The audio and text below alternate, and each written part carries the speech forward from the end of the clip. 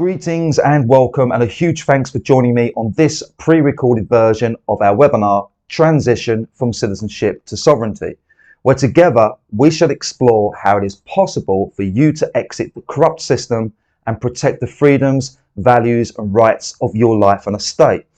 And listen, I do understand that your time is precious and valuable. Therefore, in this webinar, I shall provide you with immense value in terms of giving you powerful insights and knowledge on how sovereignty can radically benefit your life going forward. And as a token of my appreciation for you being here today, at the end of this webinar, I do have a special offer for you and some free bonuses that are available should you want to get involved with our Sovereignty Academy. So please do stay right to the end so that you get maximum value today. And you will be fascinated by what you discover today. In this webinar, you will discover how your life and livelihood has been captured into a system of top-down control and extortion. A system that is making it harder for you to earn, build and retain wealth. A system that keeps limiting and restricting your freedoms and rights. A system that has bonded your life to a legal person and fiction in law known as a UK citizen. A system where your life and estate is under the paramount authority of the Crown, State and all its public agencies. Where you have become a modern day slave and victim of a corrupt and failing system that completely dishonours life. In this webinar, you will also discover how it is possible for you to lawfully exit the corrupt and failing system as you restructure your life and livelihood as a sovereign man or woman who operates in a new private domain, where you can secure and protect your freedoms, values and rights so that you can live with freedom, independence and immunity from the controls and extortions of the Crown, State and its public domain. Now, this webinar has 3 sections to it. We begin with first exploring the reasons why you are here today. We get clear about your motivations and desires for sovereignty. In the second section of this webinar, we shall closely examine the differences between citizenship and sovereignty and how a transition from the public domain over to a new private domain is how we establish sovereignty. In the third and final section of this webinar, we shall examine my sovereign organisation, and I can show you exactly how my sovereign organisation can provide you with the ultimate solution of sovereignty. Now, this webinar will last for over 2 hours, and this webinar does require your full attention. So please do turn off your mobile phone and any other devices that could distract you. Please ensure that you are in a quiet space where you cannot be disturbed by other people, and make sure that you do have a pen and paper ready, because there's lots of important information that you do need to take a note of so you can remember it all later. With that now said, we are ready to begin. We begin with the reasons why you are here today. You face the same problems that we all face, and to put it bluntly, we are all stuck in a socio-economical shit show. We are all knee deep in a vile shit show of economical and societal conditions that reeks of corruption and dishonours all life. Each one of us is walking a tightrope as we try to navigate the dangers of governance, politics, banking, law enforcement, courts, local councils and the Inland Revenue Service. These are clear and present dangers on the attack, and they want their pound of flesh. And each one of us on a financial, mental, emotional, physical, social and even a spiritual level, to a certain degree, is being deeply affected by the world around us, a world that is having a detrimental impact on our way of life. And it's so bad out there that we even have a name for it. It's called Broken Britain, right? But what is Broken Britain and why is it broken? Broken Britain is a phrase we use to describe a fallen society that is so corrupt and failing, it is beyond retrieve and redemption. It is broken and it cannot be fixed. And there are 3 fundamental reasons why it is broken and why it will never be fixed. Here is the first reason. Bad economic conditions. We are talking about the rising inflation, devaluing currency, the soaring cost of living and the massive hike in taxes. And these bad conditions are happening because the economy is being funded by a debt-based global banking monetary system that has plunged all nation states across the world into a state of perpetual debt. Debt that is owed by governments, owed by businesses, owed by individuals and debt that is owed with interest. Where a principal sum of debt is created, but the interest charged on top does not get created and does not get placed into circulation, and this creates a money deficit. This means there is less money in circulation than the money that is owed to the banks, where more borrowing and more profit on goods and services is the only way to pay back the interest owed on the debt. Borrowing and profit is what drives the economic prices up and subsequently drives the taxes up, which in turn devalues the currency. Each year that the economic prices go up, our money has less value and less purchasing power, and money does not go as far, and this means two things. We must either purchase less or we must charge more for our labour, goods and services so we can earn more to spend more, which of course drives up the cost of living. When prices keep going up, a lot of businesses must cut back on production costs to retain profit margins and survive. That is why in today's economy we pay high prices for low standards, we pay more and get less. In these bad economic conditions, the prices keep going up and the government keeps taxing more, all of which puts a big squeeze on our finances, making it harder to pay our bills, making it more difficult to maintain financial stability, making it a struggle and strive to express our full potential and get ahead in life. The second fundamental reason why we have a broken Britain is because of bad cultural conditions. I am referring to the failed integration of mass immigration that has created a divided society of different people from different cultures. People that have failed to unify, people who are estranged from each other, people who operate with different traditions, customs and creeds that do not mix or respect each other, and they often clash. Because of mass immigration and failed integration, Britain has broken into a multicultural and multi-religious state that has resulted in less national solidarity, more division and more civil unrest. And when you understand the principle of divide and rule, a wartime strategy that allows a few at the top to control the many, it all begins to sink in place. And that place that we call Britain does not have much of a British identity. I'm not sure about you, but I do not identify as being British. I could not even describe to you what it means to be British. The third fundamental reason why we have a broken Britain is because of bad government conditions. The root cause of broken Britain is bad government. And what does bad government look like? It looks like a bloated government, a government that functions with excessiveness and wastefulness, a government that is so riddled with unsustainable and unrepayable debt, national debt, that the government must continually borrow more money from the central banks and continually raise the taxes to service its debts. The government even has its own UK Debt Management Office controlled by HM Treasury. And this debt is all by design. It's not an accident or incompetence, because we do live in a system of debt bondage. Debt equals control and extortion. And those who control the debt of an entire nation control the economic policies of that nation. And when you have a nation of citizens who are debtors to a banking system, you have a nation of workers. You have a nation of slaves to the money. What else does bad government look like? It is a government that fails to invest adequate funds for the upkeep and improvement of the nation's infrastructure, services, towns and villages. Just take a look at most high streets in the UK. Boarded up shop fronts, riddled with junk food and vice, dilapidated and ugly, where the high streets have become low streets. Just take a look at the national services like the NHS, the police forces, the medical and emergency health services. These are not being properly funded, and with low budgets comes low standards. And we have a bad government that keeps implementing more and more rules, regulations and tax codes, that keeps creating more and more of the socio-economical shit show that we see unfolding into our midst.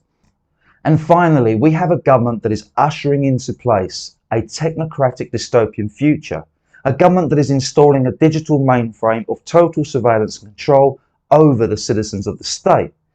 They want us all plugged into a digital avatar so they can track and trace our every movement and actions. They want to replace our freedoms and rights with a social crediting system linked to our behaviours. A social crediting system that rewards us for compliance and will punish us for anything we do that the state does not approve of, just like the nightmare that's taking place in China right now. And why do we have bad government? Because the ultimate function and purpose of all governments worldwide is control and extortion. And so with the bad conditions of bad economics, bad culture and bad government, I think it's safe to say that we have summarized the status quo of a corrupt and failing system. And no doubt you could add a few shades of dystopian grey to that picture. We also need to realise that it's not just happening in broken Britain. These same fundamental issues, these same socio-economical problems are happening worldwide. We are all part of a global system where all nation states are working together in lockstep collusion when it comes to economic, social, health, banking and monetary policies, where all nation states are all under the authority of a one world government known as the United Nations. And so, no matter where you go in this world, there is no escaping the corrupt and failing system. There is no escaping the matrix. Please also realise this global system of control and extortion, of corruption and failure, that we are all trapped within. It was established a long time ago by bad people with bad intentions. We have all been born into this system as the unwitting victims of this system. And so none of this is your fault. You are a good person stuck in a bad system. You are struggling to go straight in a bent world. You have been forced to live in bad conditions. And for those of us who are truly awake and alert to what's really going on in this world, we do have the eyes to see the wickedness and deceptions. And we have reached a place where enough is enough. And we can no longer continue as we are. We know that the system is becoming more corrupt, insane and untenable. We can see the system is buckling and collapsing under the weight of its own corruption. We know that civilization has reached a critical point of no return. We are now standing at a precipice. We are on the brink of a dangerous and disastrous situation, and if nothing changes, we shall continue over the cliff. This means our lives, our children's lives, our grandchildren's lives, and all the generations that come after us, they will suffer immensely from the world that me and you are allowing to unfold. So what are we going to do? Do we continue being a witness to it all? Do we keep pointing the finger at the problems? Do we keep blaming others for why things are the way they are? Or do we take remedial action? Do we each take on the personal responsibility to become the change that we need to be and see?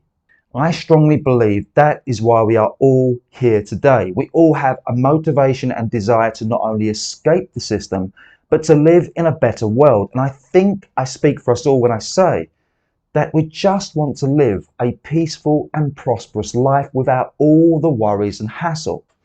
And I also believe that each one of us has been guided towards sovereignty as a way out of the mess, as a solution to protect ourselves, as a way forward towards a better life. Now, some of you here today are completely new to sovereignty and you are eager to learn more. Some of you have been dabbling in sovereignty where you've got some results, but you're not quite sure if you're doing it right, and perhaps you're missing a few vital pieces of the jigsaw. And some of you have been active with sovereign remedies for a few years now, but the battles never seem to end and you're looking for a new and better way of doing things. Whatever the case may be, if you want to progress forward, you cannot keep doing the same old things. Otherwise, you will keep getting the same old results, the same old problems and the same old stress and worry. So right now in life, you are at a crossroads. You now have a choice to make. Stay as you are and continue with what you know, or take a new path forward, where you leave behind what does not work, where you bring with you everything that has worked, where you also embrace a new way of seeing and doing things. Now is the time for you to change your direction in life. You must try something totally new, because if you do not, 100%, you will get stuck where you are, you will get left behind, you will continue to suffer with the same lifestyle that really is more of a life stinks when you are knee deep in the middle of a shit show called Broken Britain. I also need you to realise at this point in time, you are playing a game that you cannot win. You are trying to improve your situation and lifestyle. You are trying to get ahead in a corrupt and failing system that is imposing more and more rules, regs and tax codes to control and extort your life. Therefore, the only way for you to win is to not play the game. The only way for you to win is to remove yourself from the game and start playing a new game, where you define the rules of the game. So that brings us to the change. What exactly are we changing? We are removing ourselves from the corrupt and failing system. We are re-establishing our life to stand and operate as a sovereign in this world. We are transitioning from citizenship to sovereignty, because sovereignty changes everything, and everything changes when you are sovereign. Sovereignty is a complete paradigm shift in how you see yourself, how you see the world, how you see yourself in the world, and how you operate in the world. And it does not matter what walk of life you come from. It does not matter what job or business you have. It does not matter what stage of life you are at. It does not matter what ideas and plans you have for the future. Sovereignty is for anyone and everyone who has had enough of the world that we live in, who wants to protect themselves and their loved ones from a corrupt and failing system. And I know with every fibre of my heart that me and my organisation can assist you with that change. I want you to know this: you are with the right person at the right time if you want to learn about how you can apply the correct knowledge, skills and procedures to achieve sovereignty as a means to transform your life. So here are some things that you should know about me. My sovereign name is Russell Paul Arthur. I am from the House of Bishop. I'm a father of three, a lover of life. I travel around the world for adventure, and I take great joy in playing the guitar. And health is my number one priority, making sure that I'm in good mental, emotional, physical and spiritual health. And the next two things that I value in life are freedom and peace. I must have the freedom to be, do, have and go anywhere. And I do value freedom from limitation and restriction. I must also have peace in my life, and anything that would cost me my peace of mind, well, it's just not worth it. You should also know that I have a colourful backstory. I have extensive experience and skill sets in many different industries and disciplines. And in life, I have seen major success and I have experienced catastrophic failures in equal measure, the details of which are not important. But more importantly, everything in my life, my entire life journey so far, has built the man who is in front of you today. It has prepared me for the role and responsibilities that I now hold within my sovereign organisation, where I am fully aligned with my soul's purpose on this earth. My entire life is devoted 24/7 to the disciplines, practice and teachings of sovereignty. And I stand here today as the overseer of Grace Private Society. This is a sovereign organisation that I created 4 years ago. This is a private society of sovereign men and women who come together for mutual benefit and support. I am also the Chief Justice of Grace Private Court. We have our own private court that deals with all the lawful matters of our private members. I am also a certified practitioner of sovereign law. Sovereign law is a law that defines and protects human freedoms, values and rights. I'm also the creator of Grace Sovereignty Academy that teaches men and women just like yourself on how to master and implement the specialised knowledge, skills and lawful procedures to become sovereign in this world. And I've been going at this. I've been living and practicing sovereignty for just under 10 years now. And the information that I'm sharing with you in this webinar today will demonstrate that I am qualified to teach sovereignty. And should you ever join our Sovereignty Academy, everything inside the Academy will confirm my qualifications. And so I ask that you please do not judge me on the basis of not knowing me, but instead judge me on the content of my work. Judge me on my expertise in sovereignty. Judge me on the information I present you in this webinar. Judge me on results. And I want you to promise me just one thing. Once this webinar is finished, and I've shown you how sovereignty is the ultimate solution for you to improve your life, please do apply that solution to your life. Commit to the cause, take some action, experience the transformation, get the results, make positive progress and become a greater version of you. The version of you that you must become to make a breakthrough and arrive at your ideal future. The version of you that those you love need and deserve. The version of you that this world also needs at this critical point in time.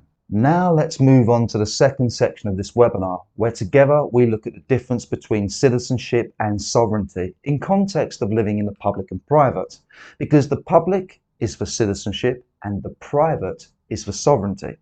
And we begin with defining the words and terms of citizenship and sovereignty. In this next slide, we get absolutely clear about citizenship. What is citizenship? Citizenship is where you are a member of a nation state. A nation is a group of people who have formed a community and share a national identity and culture. A state means a political structure where the community is defined as a territory with governance and laws. And so, as a UK citizen, you are the member of a nation state known as the United Kingdom of Great Britain and Northern Ireland, which is a community of people governed by politics and laws. And this nation state is ruled over by constitutional monarchy, is ruled over by a sovereign entity known as the Crown. And the UK government is the administrative arm of the Crown that was formed to govern the people for the Crown, which is contrary to the false belief that the government is formed for the people by the people. The UK government controls the members of the state through legislative laws and force. And when we break down the word government, we have govern, which means control, and we have ment, which is an abbreviation of mental, which means mind. And so government means mind control. The government controls the minds of the UK citizens through laws, regulations, codes and policies. And through citizenship, your life is under the paramount authority and control of the established Crown and state that rules over your life through laws, regs, codes and policies. Citizenship is where you are registered to the state as a citizen of the state. The word citizen is a name and title that is given to describe a legal person. A legal person is an entity that was created by the state. An entity is a thing that exists as a single, separate and identifiable unit. An entity is an idea, a concept or a construct that has derived from the mind, where the legal person exists as a character of law, where the laws enacted by the Crown and state is what defines the legal person. In other words, the citizen as a legal person is a man-made fiction. It does not exist in real life. It does not have flesh and bones. It is not a living man or woman. The citizen is a legal person and a state-created entity that has been defined and is controlled by legal terms, whereby the citizen is a legal status that one holds within the nation state. This legal status comes from all the legislated laws that are created and imposed by the Crown and state, where these legislated laws is what defines the freedoms and rights of a citizen. It's what controls the behaviour of a citizen. As a citizen with legal status, you have been granted your freedoms and rights by the Crown and state, such as the rights to vote, rights to own property, rights to work and earn income, rights to access public services, where your entire life as a citizen is in legal bondage and servitude to the legislated terms of the Crown and state that defines what you can and cannot do, and where you as a citizen are responsible and liable for all the rules, regs, codes and policies imposed by the Crown and state. As a citizen of the state, you live and operate with a diminished status and standing of being a legal fiction, where you are in bonded servitude to an overruling Crown and state that controls every aspect of your life, that has predetermined your freedoms and rights, where you must conform to the imposed will of the state or you will be punished and penalised. And the term citizen has ancient roots stretching back well over 2,500 years. We can go all the way back to the Greek Empire as the starting place of the citizen. In ancient Greece, especially in Athens, the city was known as a city-state, where the city itself was a state of governance and politics. The city was governed by people known as the politis. Politis is a Greek term to describe someone from the city who held office, made laws and casted votes. And of course, that's where we get the word politician. Now these Greek people, known as the politis, they were also part of the civitas. Civitas was a term used to describe the political community of a city. The civitas were part of the citadel, A citadel was the fortified area of a city where the governance and politics was centralized. And so the civitas of the citadel is where the term citizen has come from. Now, these Greek politicians, they were the original citizens of a city-state. Those not involved in the governance and politics of the city, they were not citizens. They were just ordinary people without a title or role in the management of the city. And so, ironically, many years ago, the term citizen referred to someone who governed a city-state, in contrast with a citizen today who is governed by a state. And from its Greek origins, the term and role of a citizen became widely used by the Roman Empire.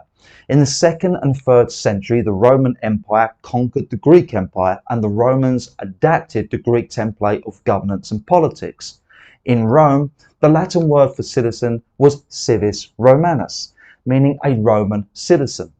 A civis Romanus was a man or woman who legally belonged to Rome and was recognized by Roman civil law as having a legal status and standing as a member of the Roman Empire.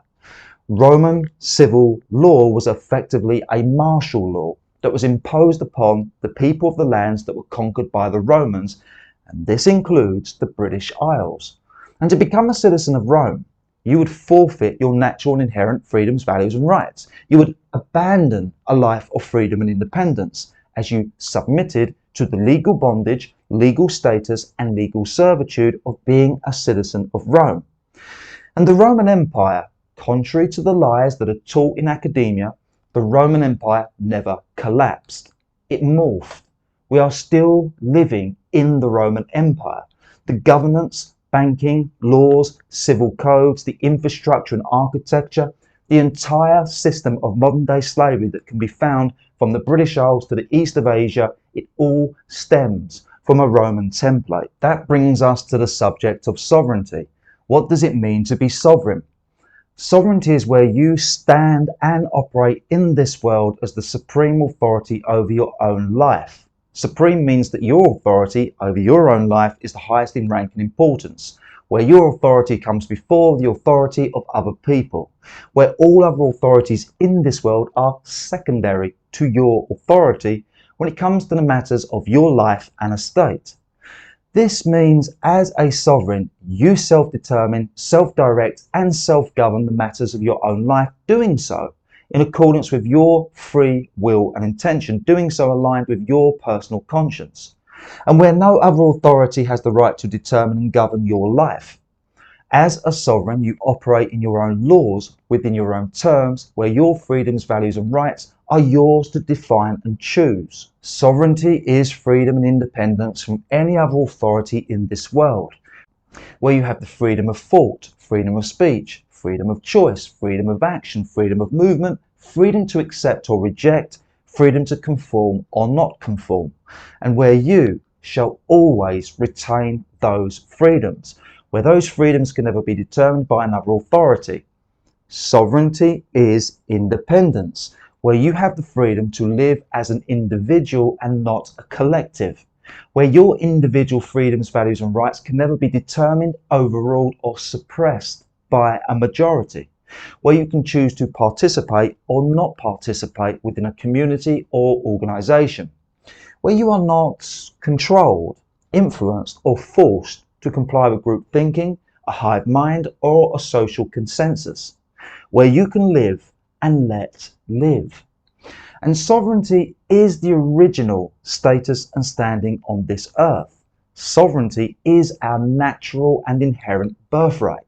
We are born with the freedom and independence to exercise our free will choice.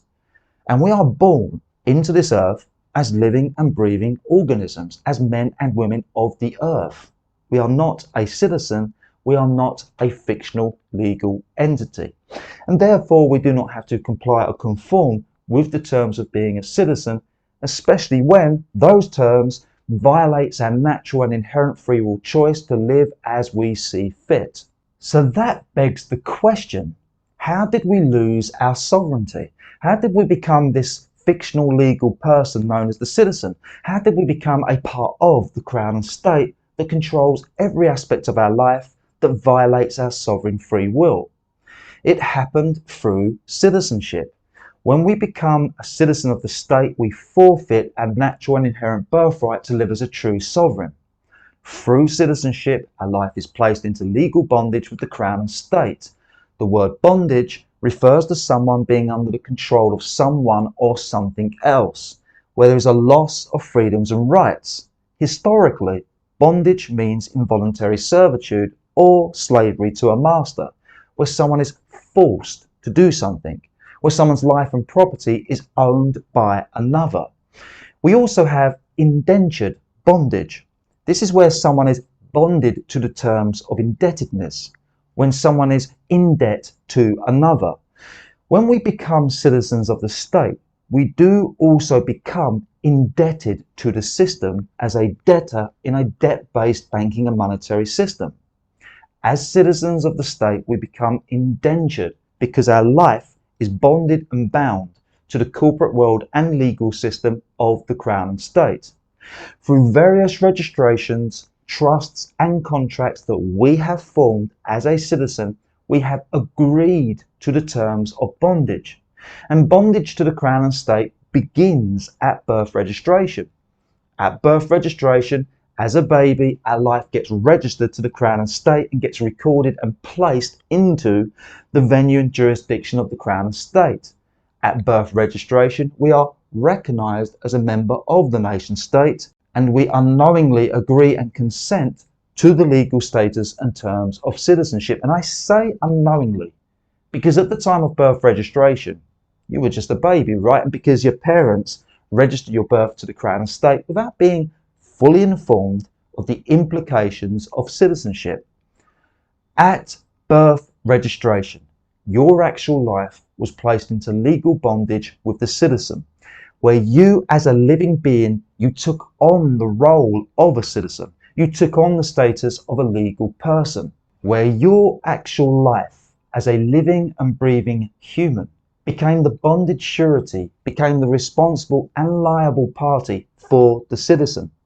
And every registration, license, contract and trust that you have ever formed with the government or any one of its public agency has further bonded your life to its corporate world and legal system. And this legal bondage, it is done through a combination of voluntary consent and forced compliance. With voluntary consent, we volunteer to place our life into legal bondage with the Crown and state. With forced compliance, the government enacts a law and uses enforcement to make us conform. Now, many centuries ago, the Crown and state imposed its rulership through violence. When the Roman Empire and all the European kings and queens from past centuries that invaded and conquered the British Isles, the lives of our ancestors, our sovereign ancestors, they were forced to comply with the Crown and state at the threat of death and penalty.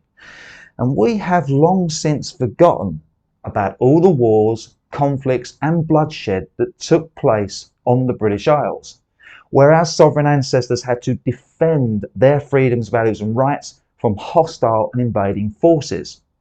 Over the centuries, through academia, institutions and media, we have all been brainwashed and indoctrinated to comply with our own enslavement, comply with a corrupt system of control and extortion.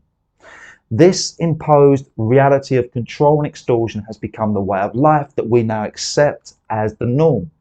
And that's why we all volunteer and consent to the bondage servitude of a system that dishonours life.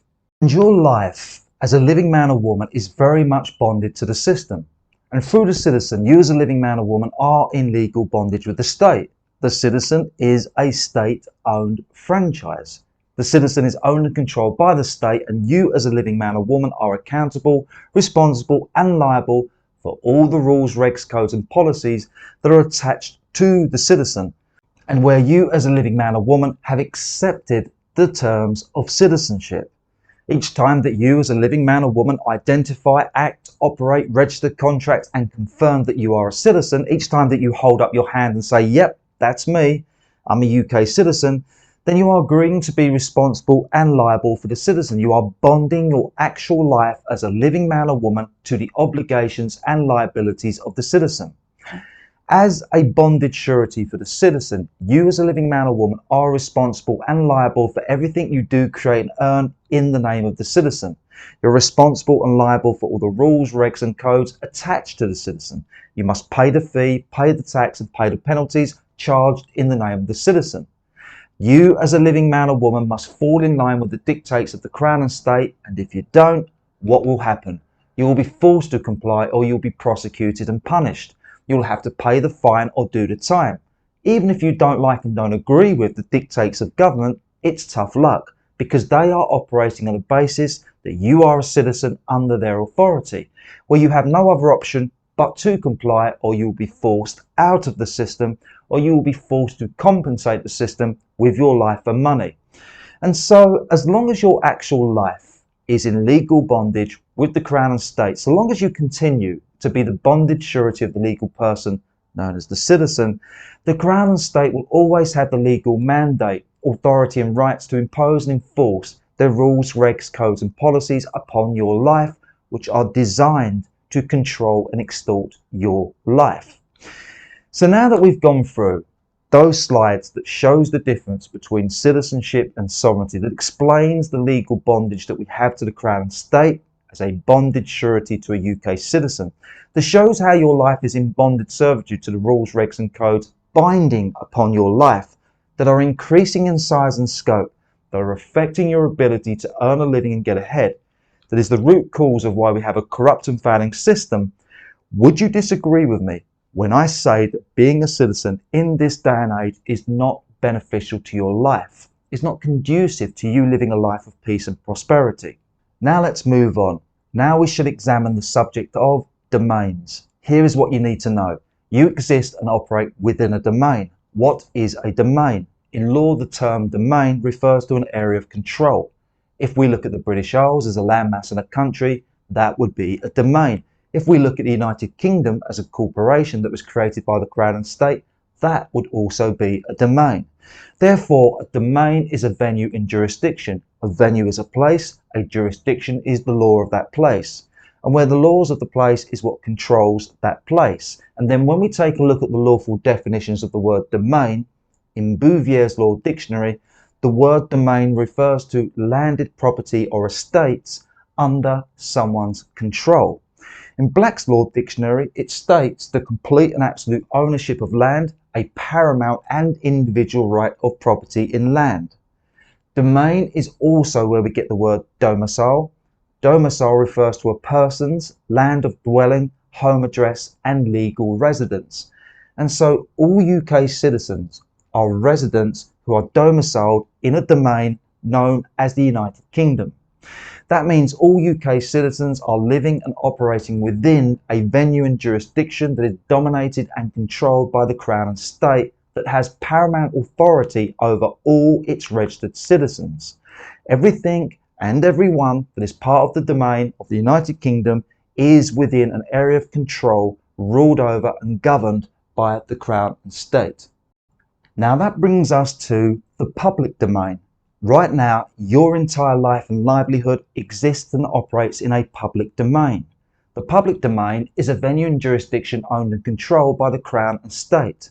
The public domain is the collective body of all the citizens that forms the nation state. The public domain was designed to capture, record and contain all the creative life force and property of all the men and women who operate as citizens of the state. The public domain is a corporate, commercial and legal world that has been structured with systems of top-down control and extortion. In the public domain, we have the public property. We have state-controlled public property and we have privately controlled public property. With state-controlled public property, I am referring to the infrastructure of the nation, from the roads and highways, the public transport, schools, hospitals, libraries, buildings and parks and everything else that is for public use and benefit. With privately controlled public property, I am referring to all the real estate property, businesses and resources that are privately held and managed by the UK citizens. Remember, the UK citizen is a franchise of the state and a member of the general public. And therefore, the real estate property, businesses and resources that a UK citizen privately holds and manages is still public property that is part of the public domain. And we can confirm this in Bouvier's Law Dictionary, where it states, the property which is possessed by the public is called the public domain. So the entire nation state of the United Kingdom and all its property has been aggregated into a public domain that is owned and controlled by the Crown and State. Everything within the public domain, all the infrastructure, real estate property, businesses, resources, the labour of the citizens and anything else of equitable and monetary value, it is all part of the public domain, which is part of the Crown Commonwealth that is being administrated by HM Treasury. HM Treasury uses the aggregate value of the Crown Commonwealth as securitised collateral to borrow public funds from the central bank. Funds that are needed to provide the public services, provide the infrastructure and to administrate the nation and service the national debt. And every legislated law, rule, reg, code and policy that comes from the UK government is designed to control and extort the Crown Commonwealth. It's designed to control and extort everything and everyone within the public domain that is under the rulership of the Crown and State. That brings us to the systems and services of the public domain. All the systems and services that we need and use to facilitate our lives, these are all part of the public domain. I'm referring to the banking services, business services, institutional services, the local council services, the law enforcement and court services. They are all computerized and digitized into systems that keep a record and account of our use of those services. All these systems and services are within the venue and jurisdiction of the public domain, and they are governed by the top-down legislated laws imposed by the UK government. The public domain is an area of control under the legislated authority of the Crown and State. The public domain is controlled through public agencies and public authorities that function on public policy that stems from legislated laws. This means the banks, institutions, the councils, law enforcement, courts and any other public service. These are all operating with a public policy. They must provide services in alignment with the interests and impositions of the Crown and State and not in alignment with your best interests as a citizen, which are secondary to the interests of the Crown and State. Your life has been contained within the public domain and where you are a member of the general public. And you can only gain access to the public services and systems within the public domain as a registered UK citizen, as a recognised legal person. The entry point into the public domain begins at birth registration, when the Crown and State recognises your life as a citizen, where the Crown and State records and designates your life as part of the property of the Crown Commonwealth, where your actual life is placed into legal bondage with the rules, regs, codes and policies of the public domain. And this legal bondage to the public domain is reinforced with every registration, contract and trust that we form with the government or any one of its public agencies. This means our entire life and livelihood, everything that we earn, own and do, that we voluntarily register in the public domain, it becomes a part of the public domain as property to be controlled and extorted by the Crown, State and its public agencies. As a member of the general public, our entire life and livelihood becomes public record. Everything we do is recorded, viewable, knowable, accessible and can be monitored by the public agencies and authorities. There is no privacy or confidentiality in the public domain. And so, to summarise, as citizens of the state, everything we earn, own and do is contained within the public domain, which is an area of control regulated by public agencies and authorities through public policy that stems from legislated laws. In the public domain, we are playing in a sandbox owned and controlled by the Crown and State, who sets the rules of the game so they can legally control and extort our life and estate. That brings us to the private domain. What is a private domain? A private domain is the mirror opposite of the public domain. A private domain is completely separate and independent from the public and therefore A private domain is not part of and not attached to the legislated laws, rules, regs, codes or policies of the public domain. This means the private domain is not for citizens of the state, not for members of the general public. You cannot be a registered citizen, you cannot be a member of the general public who operates in a public venue and jurisdiction and be someone that operates in a private domain at the same time. It's one or the other.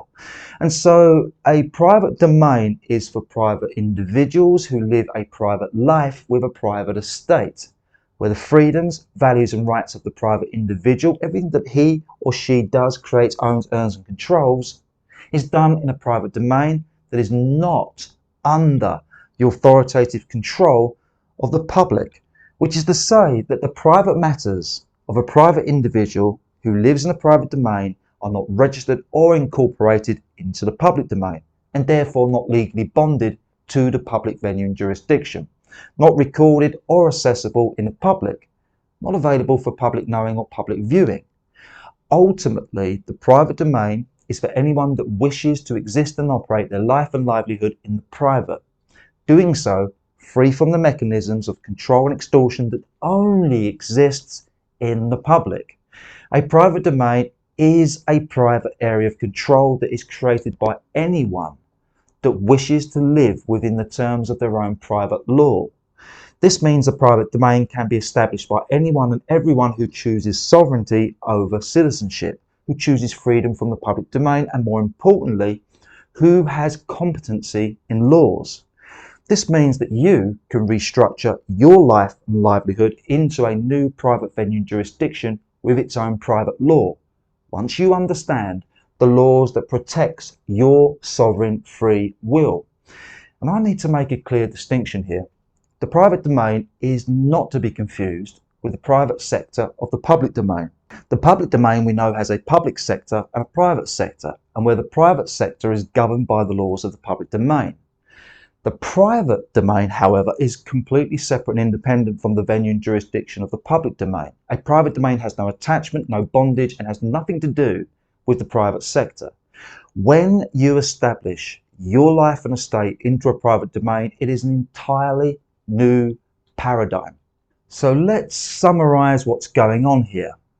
There is a public domain where you currently exist, dwell, and operate your life and estate as a registered citizen of the state and a member of the general public, where your life has been captured into a public system of control and extortion that is ruled over and governed by a crown and state, where everything that you create, own and do as a living man or woman is registered and recorded in the public domain in the name of the citizen.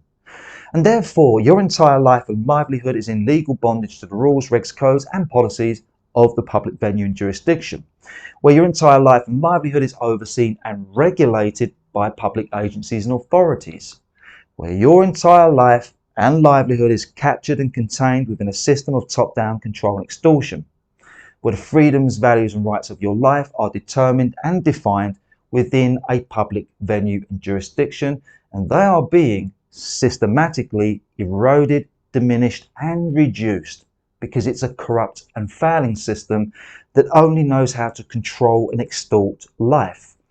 Then we have a private domain, which is a completely separate and independent venue and jurisdiction to the public domain, where you can exist and operate a private life with a private estate where your freedoms, values and rights are free and independent from the venue and jurisdiction of the public domain, where your freedoms, values and rights are protected from and immune to all the corporate and legal mechanisms of control and extortion that only exists in the public, where you can live by your own private law within your own private venue and jurisdiction. And what's going on in the public domain does not, cannot and will never apply to you in the private domain, so long as you know how to exercise specific laws that separates your life from legal bondage to the crown and state, and so long as you know how to maintain a dividing line between you as a sovereign in the private and everything that is happening in the public. So now that you know about these two different domains, would you disagree with me when I say that the private domain is the best domain in order for you to operate your life, so that you can protect your freedoms, values and rights from the corrupt and failing services and systems of the public domain? Now let's dig a little deeper in how we are legally bonded to the public domain. Let's explore the subject of status. Here is what you need to know about status. In the context of a society, you hold a status.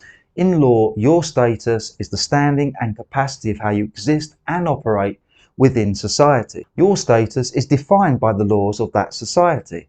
The laws will define your status in terms of the rights you have and the duties and obligations you have, along with your capacity to respond and perform in any given matter.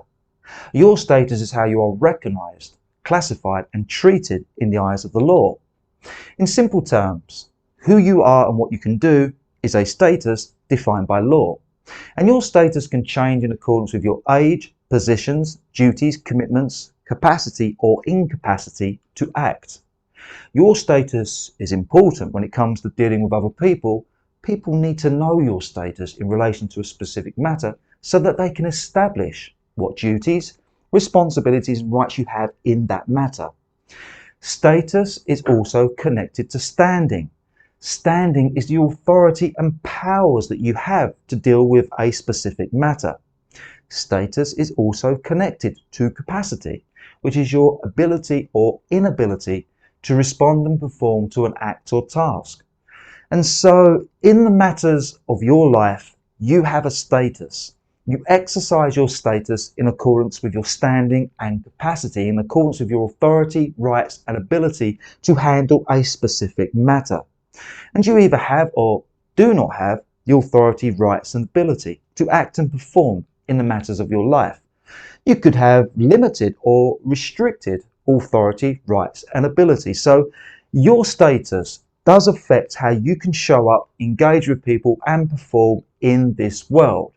And the word status is a derivative of the word state and estate. A state is the politics and laws that defines and controls the status and the estates of all the people who are under the authority of the state. That brings us on to the public status. Public status is a term we use to define the status, standing and capacity of a citizen that operates as a member of the general public. Within the public domain, public status is where someone operates within the corporate, commercial and legal framework of the public venue and jurisdiction. Public status is where someone holds a commitment, position, duty, obligation and authority within the public domain. For example, there is employment status, marital status, parental status, corporate status, military status and the status of being a civilian. A public status is where someone has been legally classified by the state as a public character or entity, such as an employer, employee, taxpayer, voter, resident, defendant, respondent, person, a civil servant, a public official, or a public agent. And there are hundreds of other different names that are used to describe the legal status of someone that operates within the public domain. And if you hold a public status where your duty and position in a specific matter has been defined and classified by the state, then your standing and capacity, your authority and rights in relation to that matter has been predetermined by the state, where your status is regulated by the statutory laws, corporate laws and civil codes that have been attached to that status. This means all the public agencies and public authorities who regulate the public domain, including the law enforcement and court systems, they will treat you in accordance with the status that you have identified with, shown up as, and have assumed responsibility for. Right now, you operate in the public domain with the status, standing and capacity of being a registered citizen. This means you have the status, standing and capacity of a legal person and entity, where your freedoms and rights as a citizen have been predetermined, predefined and granted from the state, where the state has paramount authority to impose legislated laws in relation to any public status that you legally agree to bond your actual life to. Then we have private status. This is the mirror opposite of a public status, With a private status, you hold, stand, act and operate your life within the terms of your own private law. With private status, you are no longer operating in the public domain as a citizen or a member of the public. With private status, you no longer have a public relation, connection or attachment to the Crown, state government or its public domain. With private status, your life and estate is no longer defined or classified by public titles, roles and positions, such as employer or employee, or any other state classified term that captures your life into legal bondage as a result of legal joinder to that title, role and position. Therefore, when you achieve private status, you are independent from the public domain. Your freedoms, values and rights, your authority and powers are no longer defined or controlled by rules, regs, codes that are only attached to a public status. This means your life and activities are no longer under the authority of the public venue and jurisdiction or any public agency that regulates any specific industry or sector within the public domain. With private status, your standing and capacity is determined and defined only by you as a private individual who exists in your own private law within a private venue and jurisdiction. Your private status is established by the private terms of any agreements, contracts and trusts that you create and form to hold, operate and protect the matters of your life and estate, where your private status has not been authorised and has not been granted by the Crown and State.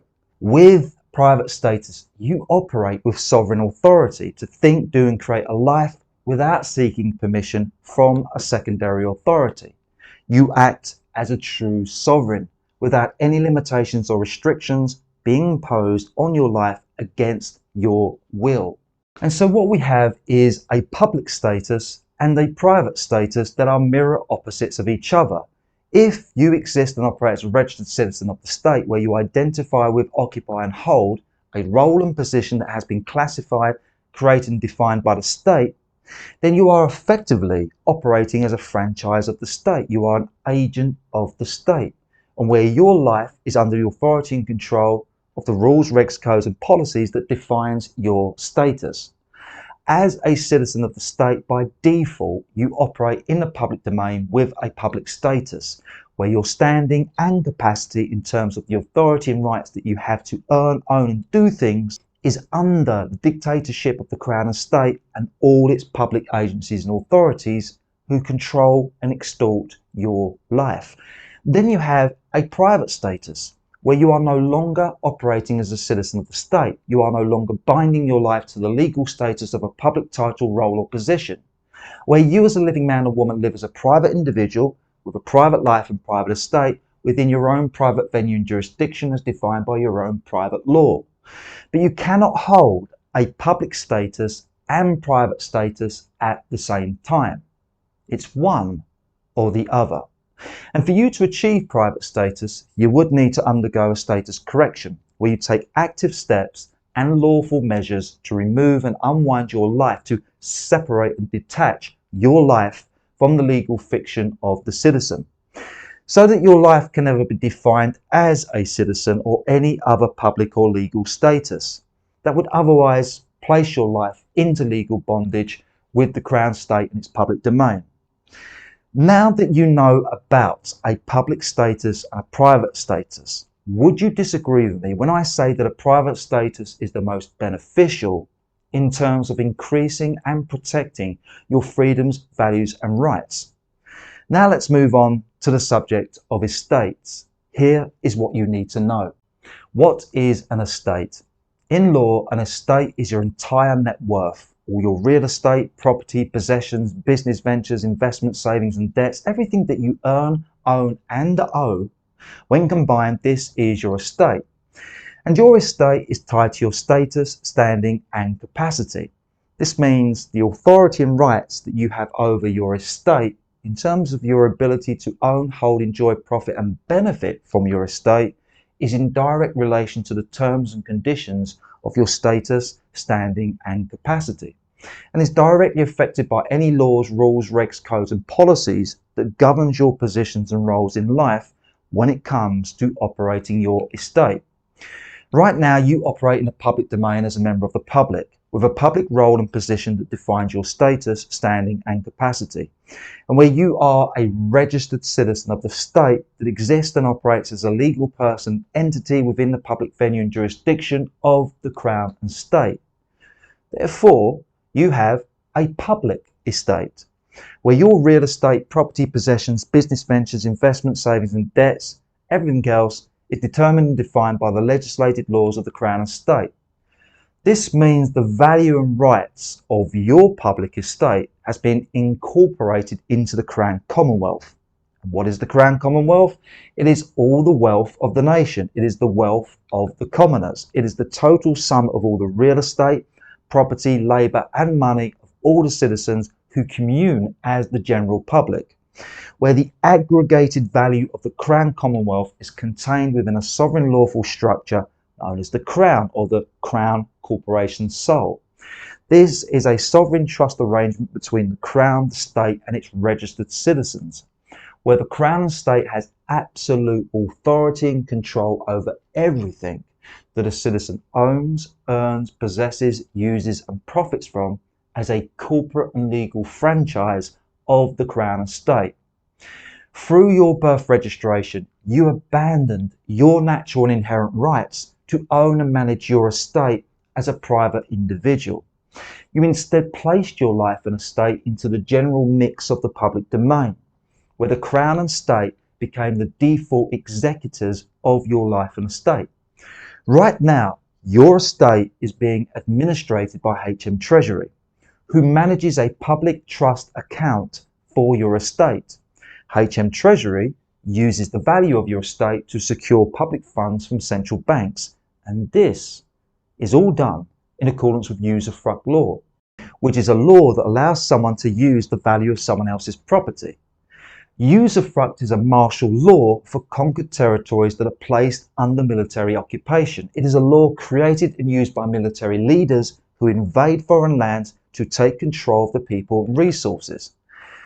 And if you truly do understand history, you will know that the British Isles has been under military occupation since the days of the Roman Empire, since the various invasions of European crowns.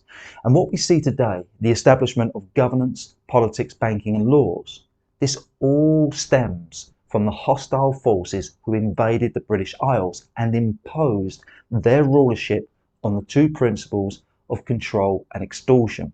But getting back to the point, the value and rights of your life and livelihood, the value of everything that you earn, own and owe, your entire estate, has been registered and recorded within the public domain in the name of the citizen. And because the citizen is a state-created legal person, everything you create, own and do in the name of the citizen, you do so as a franchise of the state, where the state owns and controls the value and rights of your estate, where your estate is legally bonded to the public domain as public property controlled by public policy. And it is all done by voluntary consent. Each time you register your real estate property and register your business or investment interests to the Crown or State, each time you register any part of your estate, you forfeit your natural inherent freedoms and rights to own, hold and operate your estate free and independent as a sovereign man or woman. Each time you register your life and estate to the Crown and State, you transfer and assign the value and rights of your life and estate over to the Crown and State. You give the Crown and State the legal authority and mandate to determine, dictate and enforce all the rules, regs, codes and policies that applies to a public estate within their venue and jurisdiction. And this next bit is really important for you to know. Your estate, your wealth, all your real estate, property, possessions, investments and savings, even the money in your bank, it does not belong to you as a living man or woman. It belongs to the citizen, because everything that you earn, own and owe is registered in your name as a citizen. And remember, the citizen is a legal person. The citizen is a legal entity owned by the state as a franchise of the state. The citizen is not real and not you. And it gets worse. As a citizen, your estate is secured in a public trust arrangement between you, the citizen, and the state. In this public trust arrangement, the citizen has been designated as a trustee, and where the citizen as trustee can only hold the legal title of any property that is held in public trust. That is why, as a citizen, you become a free holder or a lease holder of real estate. You become a title holder of real estate where you hold the property title, but you do not own the property. You only own the legal rights to hold, use, sell and profit from the property. That is why, as a citizen, when you hold the title of a corporate role, such as a director or manager, this means the state has entrusted you to act and perform in accordance with the rules and regs that defines that public status. As a trustee in all public matters and in accordance with trust law, you are legally responsible and liable for your role in the management of any public property or positions, where you hold the legal title of that property or position. And this includes you are responsible for settling any claims, debts, fees, fines, penalties and taxes that are attached to the title. And that is how your estate is captured and contained within a system of control and extortion. Your entire life and livelihood, everything that you earn, own and do is wrapped up in the name of the citizen. It's registered, contained and controlled within the public domain. That brings us to a private estate. When you unwind your life and estate from the public domain, when you sever and separate your life and estate from the citizen, when you establish yourself as a living man or woman with private status, you can establish a private estate that exists and operates within its own private domain, with its own private venue and jurisdiction, with its own private law that is free and independent from the Crown, state and its public domain. A private estate is established as a unique lawful entity that stands in its own stead and rights with private and sovereign status. A private estate also exists with a charitable mission, and this means the private estate can own, hold, use and build value within a tax-immune venue and jurisdiction of its own private domain.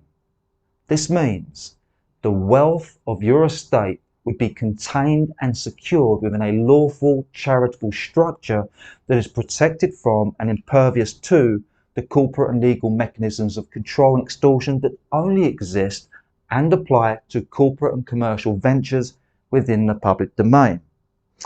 A private estate is a multi-layered and multi-jurisdictional structure where everything that you create, own and do will be done in the private, protected by private law that you determine and define, and where you can still interface with and benefit from public services in the public domain while still maintaining your private and sovereign status and standing.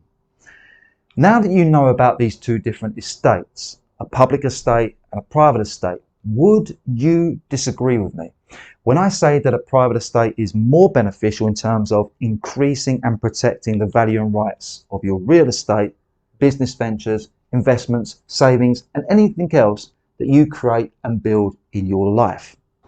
Now let's do a quick recap on the status quo of your current situation. You are currently registered as a citizen. Your actual life as a living man or woman is in legal bondage with the Crown and state. Your actual life is a bondage surety for the citizen. As the citizen, you hold some type of public status where you are legally bound to a legally defined role and position. As the citizen, your real estate, business ventures, investments, savings, earnings and debts, your entire net worth is wrapped up in a public estate where you are responsible and liable for everything you do in the name of the citizen, where you must comply with the rules, regs, codes and policies that are attached to the citizen, where the freedoms, values and rights of your life and estate are contained in the venue and jurisdiction of the public domain, and where your life and estate is under the paramount authority and control of the Crown and state and all its public agencies and authorities that regulates the public domain. In this current situation, your life and estate operates in a corrupt and failing system of legislations, governance, commerce and taxation, of control and extortion.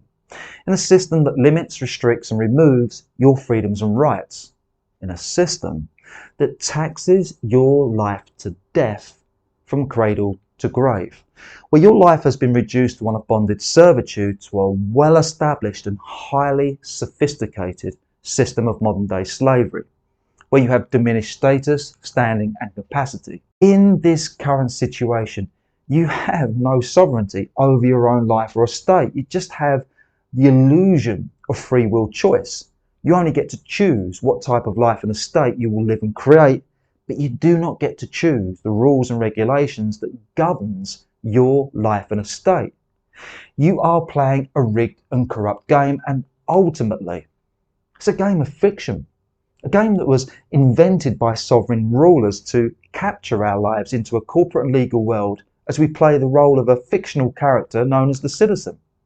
And all the problems that we all face in life when it comes to earning money, running a business, paying the bills, paying the taxes, trying to keep the wolves from the door and trying to hold on to what we've got, it's all happening within a public domain of control and extortion that is a complete affront to humanity, a complete dishonour to life, a complete inversion of reality.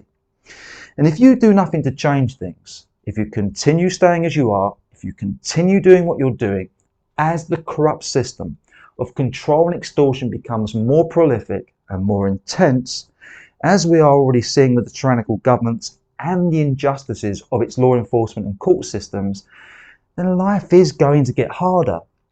Because the overarching problem that we all face is that we operate within a corrupt and failing system of control and extortion that is way beyond retrieve, where things are going to get worse as the corruption becomes more rife. And the only reason that you are still in the game is because it's the only game you know. So how do you get remedy from this situation? You get remedy when you transition from citizenship to sovereignty, when you move from the public to the private, when you re-establish your life and estate within a new private domain. The private domain changes the game. The private domain is where you take back paramount authority and control over your own life and estate. And there are three crucial elements to sovereignty. Three lawful procedures that you must undertake to restore your life and estate as a true sovereign. You must establish what is known as a declaration of status, a private estate trust, and a private estate structure. Let's speak to those three crucial elements of sovereignty, and we begin with the declaration of status. This is a comprehensive, lawful document and procedure that expresses your will and testament to cancel and rescind citizenship, where you declare the severance and separation of your actual life as a living man or woman from the fictional legal person known as the citizen. In this declaration, you assert your new status and standing to exist and operate in this world as your own sovereign authority.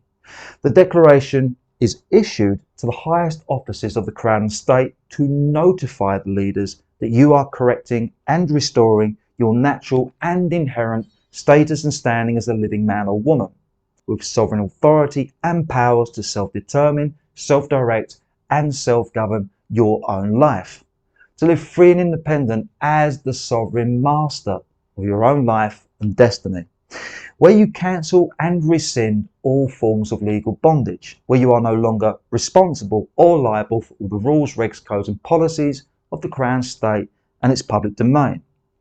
The declaration of status is an exact procedure executed in law and backed by law, and once you have notified the Crown and State of your status correction and restoration, the Crown, State and all of its public agencies, they will no longer have authority, venue or jurisdiction over your life and estate.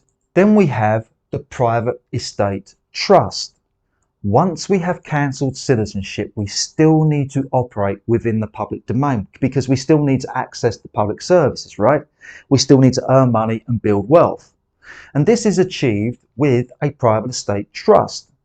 Once you have issued the declaration of status and you have officially and lawfully separated your actual life as a living man or woman from the legal fiction known as the citizen, You can then come forward as the sole heir and living beneficiary of your life and estate, where you can assert a paramount claim to the equitable interests of the citizen.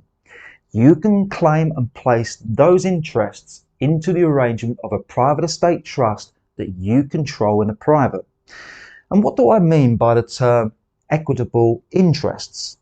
This means all the equity that you currently earn, own and possess in the name of the citizen. All the equity of your real estate, business ventures, investments, earnings and savings. Right now, this equity of your life and estate is contained in a public trust arrangement that is being managed by HM Treasury, where the state and government are the executors of your estate, with paramount authority over those equitable interests. But once you come forward as the sole heir, living beneficiary and the true owner of your life and estate, your claim to the equitable interests of your life and estate as they are wrapped up in the name of the citizen, your claim will take precedence over and before the Crown and State's inferior and fraudulent claim. And you can do this in accordance with the law of equity. There are three maxims of equity that substantiates and supports your superior claim. We begin with the maxim that beneficiary is considered the true owner. When it comes to trust property, the beneficiary of the trust property holds the equitable title of the property. In other words, the beneficiary is entitled to the value of the property and can claim and receive the trust property upon dissolution of the trust.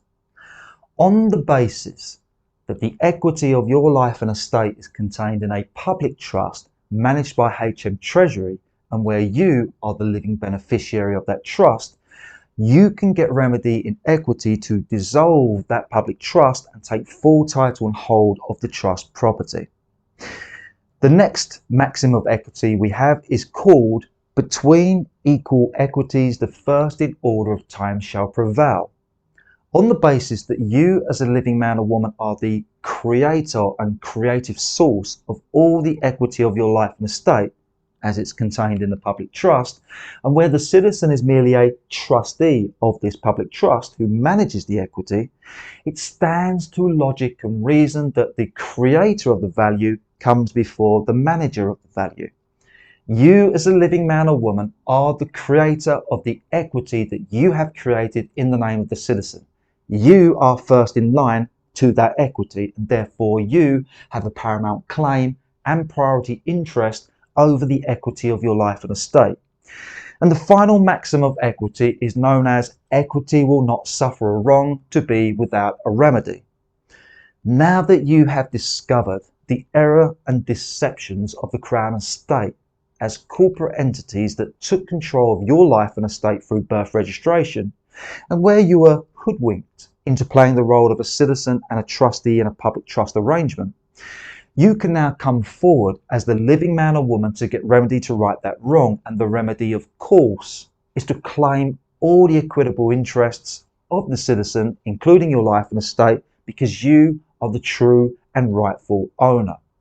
You can claim and secure the equity into a private estate trust, where effectively and lawfully you convert and reinstate the equitable interests of the citizen as private property and private equity of a private trust arrangement, and where the private trust is an adjudicated fact of law, where the equity is protected by the private terms of the trust and trust law. Once the equitable interests of the citizen are secured in this private estate trust, the Crown and State, including its public agencies and authorities, they will no longer have venue or jurisdiction over the citizen. They will no longer have the authority, right or legal basis to issue and attach a legislated law, rule, reg, code, policy, claim, lien, fine, charge, debt or penalty in the name of the citizen without the expressed permission of the private estate trust. With the interests of the citizen contained in the private estate trust, you can continue to access public services. You can still do business in the public through the private estate trust, where you access those public services in the name of the trust, and where you are the living beneficiary of that trust and can receive the benefits of the public services without any legal bondage or personal liability, where your private status remains intact. In this private estate trust arrangement, you will appoint all public agencies and authorities related to any public service that you need as the trustees of the trust, where they shall be placed into trustee indentureship with a legal duty and liability to settle all public matters relating to the services that you need. In this new private estate trust arrangement, you have reversed the dynamics. You become the sovereign master of your life and estate, and the public agencies and authorities, they become the servants to your life and estate. The final element of sovereignty is the private estate structure. For you to truly build a new future for you and your loved ones that is free from the controls and extortions, free from the limitations and restrictions of the public domain, you need to establish a private estate structure that exists as its own private domain. A private estate is where you lawfully restructure the value and rights of your real estate property, possessions, career, business, investment, savings and earnings, restructure all your wealth into a unique lawful entity with private and sovereign status that exists with a charitable mission, so that you can own, hold, build and use wealth in a tax immune venue and jurisdiction, where your wealth has been contained and secured in a lawful structure that is protected from and impervious to the controls and extortions of the Crown estate. And you need to secure your wealth into a new private estate for two reasons: for a humanitarian reason and for a personal reason. On the basis that your wealth, the wealth of your life and estate, is part of the Crown Commonwealth, and it is being used by HM Treasury as a value, as a collateral to securitise public debt. And we're talking about the debt that is owed to central banks that has indebted the entire nation into a nation of wage slaves and debt slaves. On the basis the equity of your life and estate is underwriting those public funds that feeds and supports the dystopian agenda of a Crown and state that is fixated on the development of more control and extortion that will further enslave our children, grandchildren and generations to come. We as humans have a moral obligation to no longer participate in the funding of our own demise. Secondly, there is a personal reason for you to establish a private estate, because right now, you as a living man or woman own nothing as a sovereign authority. All your wealth is registered in the name of the citizen, owned and held as public property within a public trust arrangement. However, your wealth, your property, possessions, business interests and money, it does truly belong to you as a living man or woman, because you have created and earned all the wealth. And so, in accordance with various laws, you as a sovereign can now come forward as the executor of your life and estate. You can exercise your paramount authority and rights in accordance with the law of equity to execute a private wealth transfer, to transfer the equity and rights that you hold in property, a career, business, investments and savings, and transfer the equity and rights of your wealth out of the public domain, out of the venue and jurisdiction of the Crown estate, and into the new private domain of your new private estate structure, where your wealth changes venue and jurisdiction, changes owners, and becomes secured with you positioned as the living beneficiary of your wealth, where you can still interface with the public using private trusts, where those private trusts will bridge across from the private over and into the public domain, with the private trusts holding any legal responsibilities and liabilities on the public side, while the equity and rights of your life and estate as a sovereign remains protected on the private side. And within this private estate structure, you will own nothing and benefit from everything. This means you can benefit from the value of any private trust. You can hold, use and enjoy the property of a private trust. You can even derive money from a private trust, but as the beneficiary of the trust, you do not own or control the value of the trust. Therefore, all the wealth that you structure into a private estate is protected from any personal liabilities that could be attached to you in a personal capacity. And if you do want to know more about the private estate structure, the declaration of status, or the private estate trust, then please do watch the presentations that I have already done on this subject matter. And everything that I have shown you today, the transition from citizenship to sovereignty, the move from public to private, it is a lawful procedure that you can execute in accordance with the highest laws of the land, in accordance with estate law, property law, trust law, private contract law, and the law of equity. Estate law deals with interests in land and property. Property law deals with the owner's rights in property. Private contract law deals with agreements made for the exchange and performance of value, goods and services. Trust law deals with property that is contained in trust arrangements. And the law of equity is the law of laws that deals with fairness and justice in all matters that concerns the equity and rights that someone has in any given situation. Those are the 5 key laws that you can utilize to restructure the freedoms, values and rights of your life and estate into a private and sovereign venue and jurisdiction that protects your life and estate from the controls and extortions of the public domain. Once you master those 5 key laws with confidence and certainty, you will be able to achieve sovereign status and standing. You'll be able to assert and defend your sovereign authority. And inside our academy, we teach you the foundational principles of those 5 key laws. That brings us to the end of the second section of this webinar. With everything that you have learned so far, can you now see how a shift from the public domain to a private domain is how you can secure a private life and build a private estate? Do you now have a good perspective on how you can transition from citizenship to sovereignty and restore the freedoms, values and rights of your life and estate? Would you not agree with me that living in the private as a sovereign master is much better than being a citizen that really is a servant to the crown and state? Let's move on. Now it's time for us to get real, because most of us do have a fantasy about the ideal type of reality, the ideal type of life that we would prefer to have. A fantasy that often rubs up against reality, a fantasy that comes with unrealistic expectations. What we need to realize is this: the journey of sovereignty is not plain sailing all the way. We do not arrive at this beautiful destination and live happily ever after, because life is not a straight line, right? There are many ups and downs, and the storms, they are a-coming. So let's get real about the journey of sovereignty. Let's address some of the issues that we all face when transitioning from citizenship to sovereignty. I begin with this preface.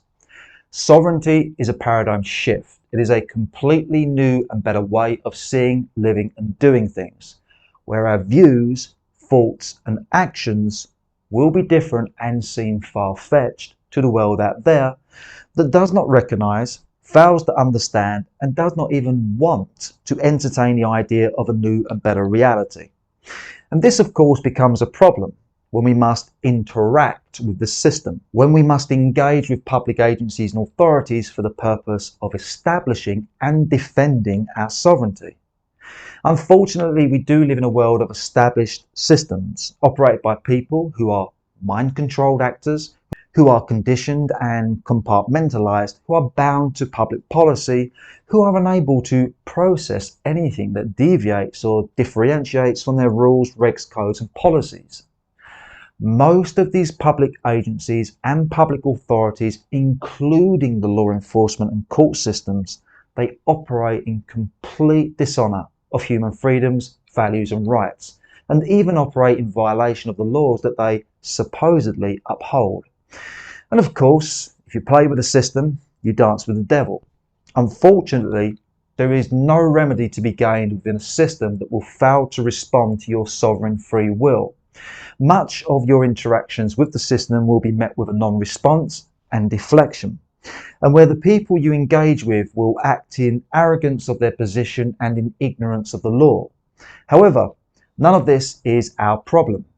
Sovereignty is an expression of our free will and intention, and where our sovereign authority, freedoms and rights shall always remain as a fact of law and a fact of life. When we have the fact that we live in a transient and temporal reality, this means things are forever changing, nothing stays the same.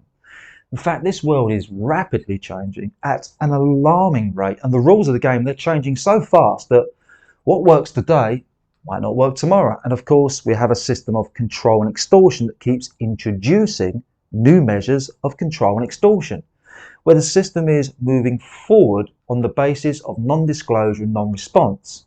This means the system is implementing changes on the basis of gaining a silent acceptance from the people, which is crazy.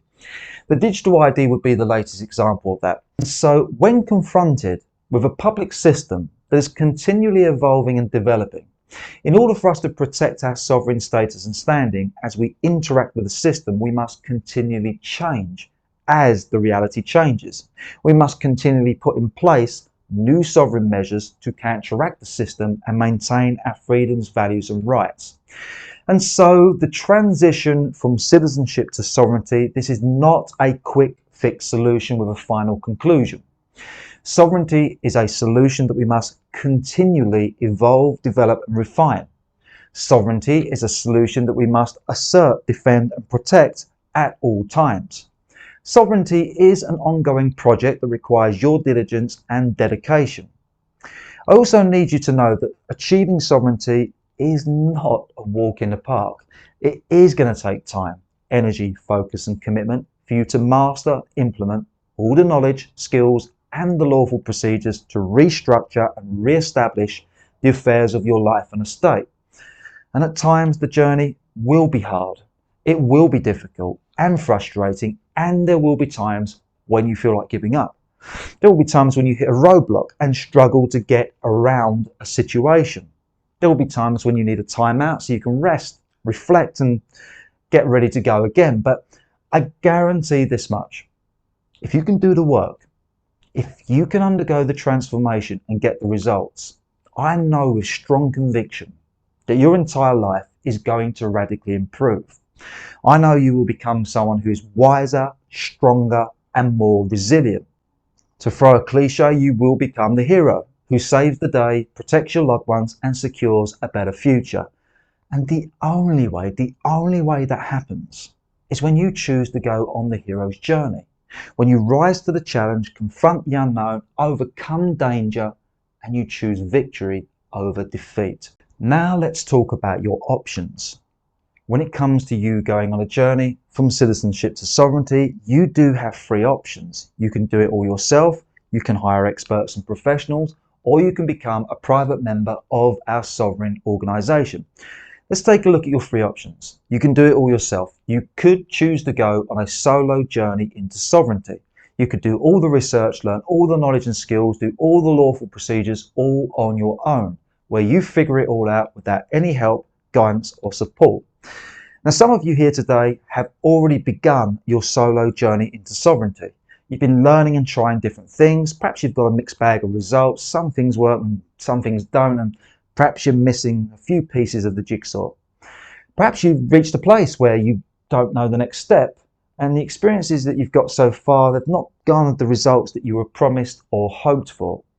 And some of you here today are starting out from scratch, coming into this fresh-faced with sovereignty as a new concept for you. This means you're open to learn more, but you do carry some skepticism and doubts, and quite rightly so.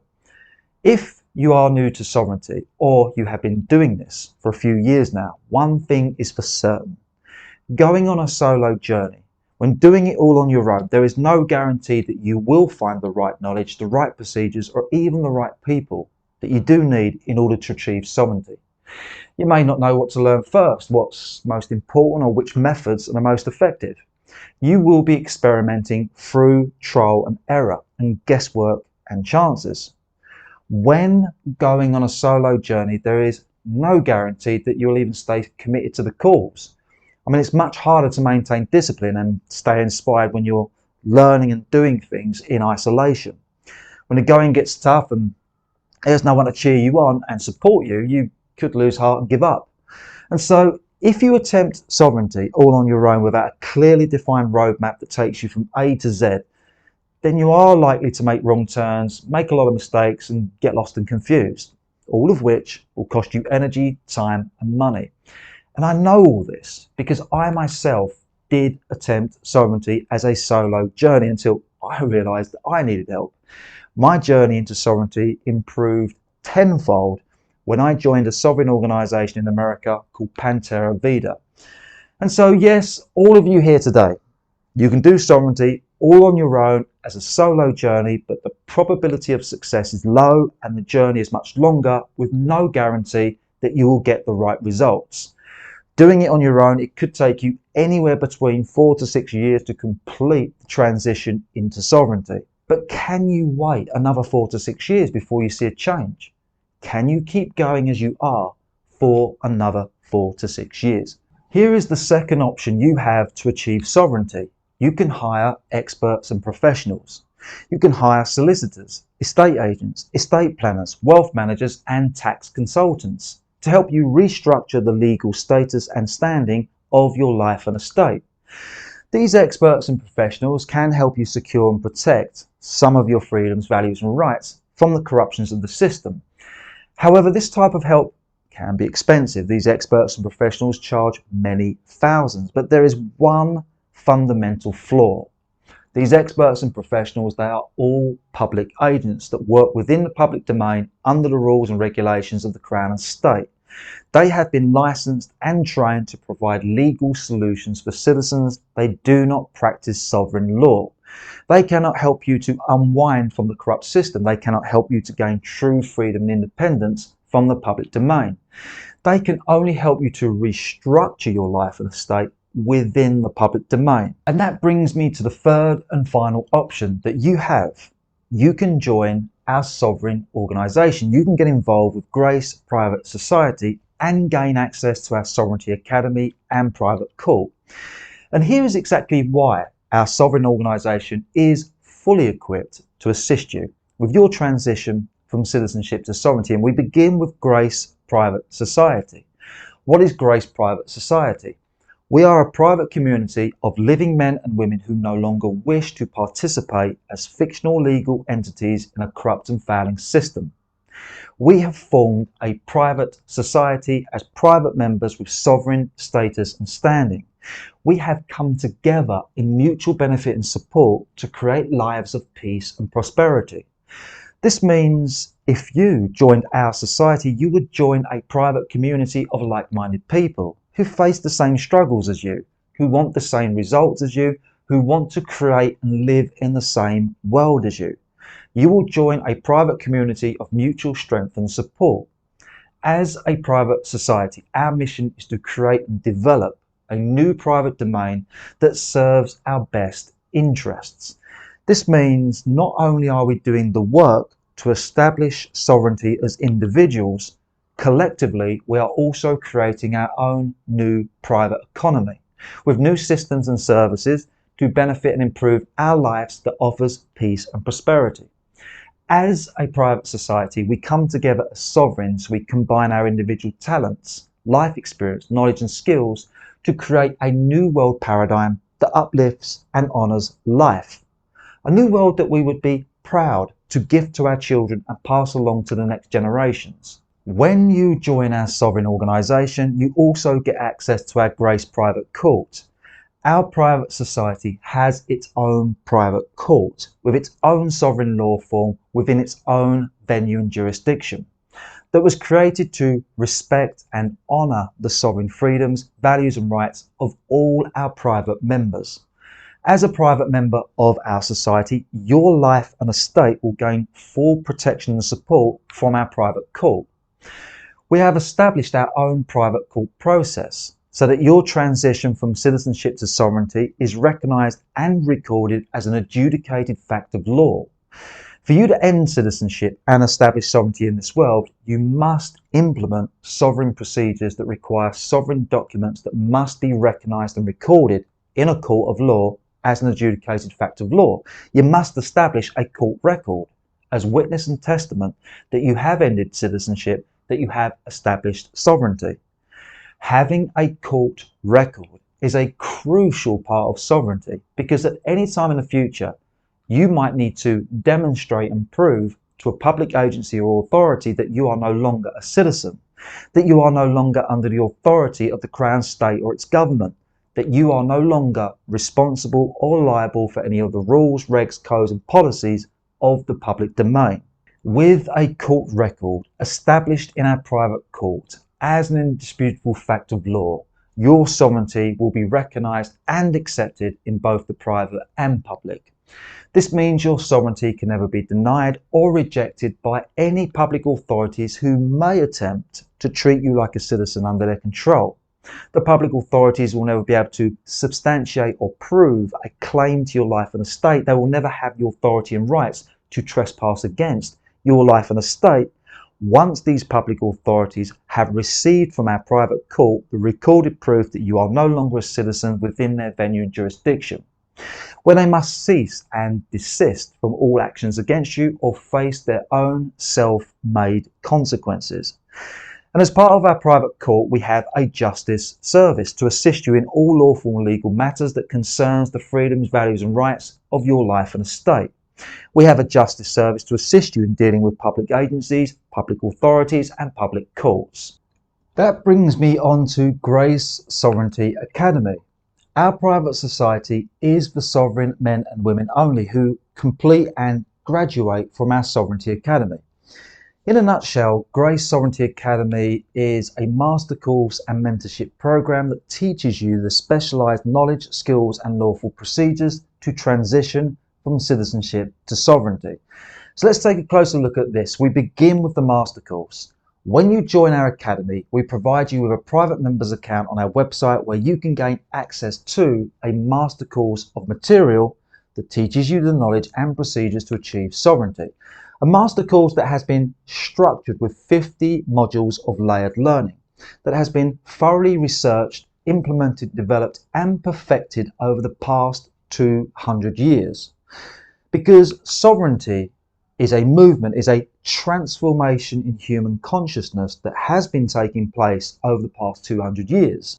There have been many people before us who have been the sovereign trailblazers, who have made all the mistakes, all the errors, they've taken the arrows in the back and they've now passed along their teachings to us.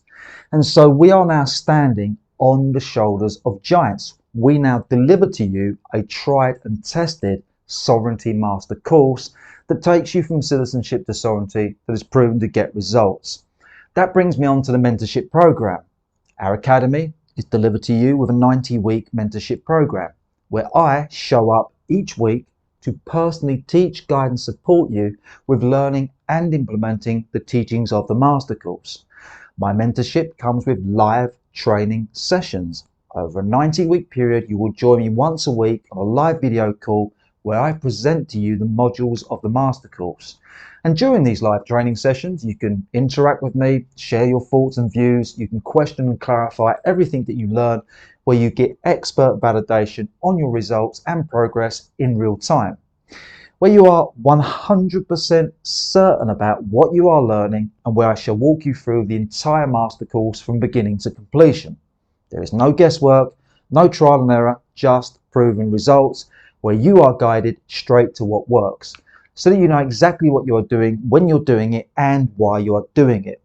Where you can take the quickest and most effective pathway to the outcome of sovereignty, saving energy, time, and money, and where success is imminent. And where I myself have already transitioned into sovereignty, have already done the work and got the results.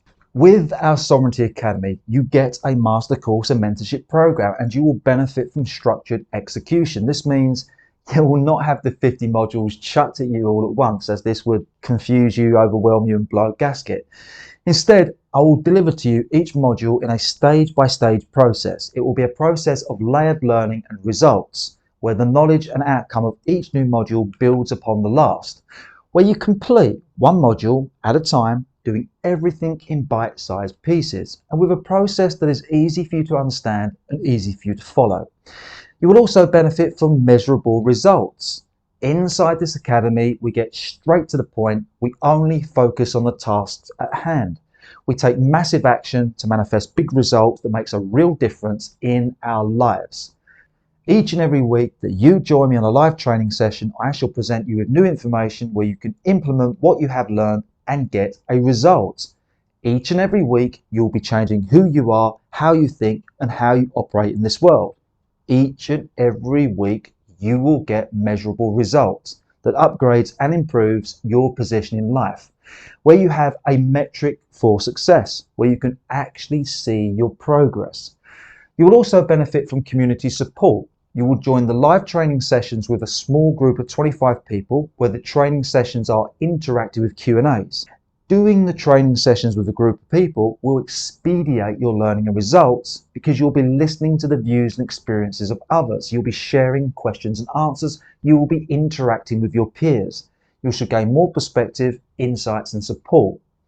You also get access to an online forum where you can post and share your progress and results and learn from others, where you can form networks and alliances. So now that you have an overview of the master course and mentorship program, let's do a breakdown of exactly what you'll be learning and doing over the 90-week period of the Sovereignty Academy.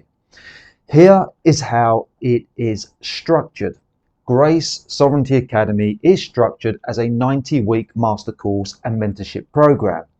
In the first 2 weeks, you will be mastering the foundational knowledge, where you master the knowledge base of how to establish private status and a private estate, where you master the principles of the 5 key laws: estate law, property law, private contract law, trust law, and the law of equity, so that you know how to separate your life and estate from the public domain, so you know how to establish, hold, and protect your sovereign status and standing in this world.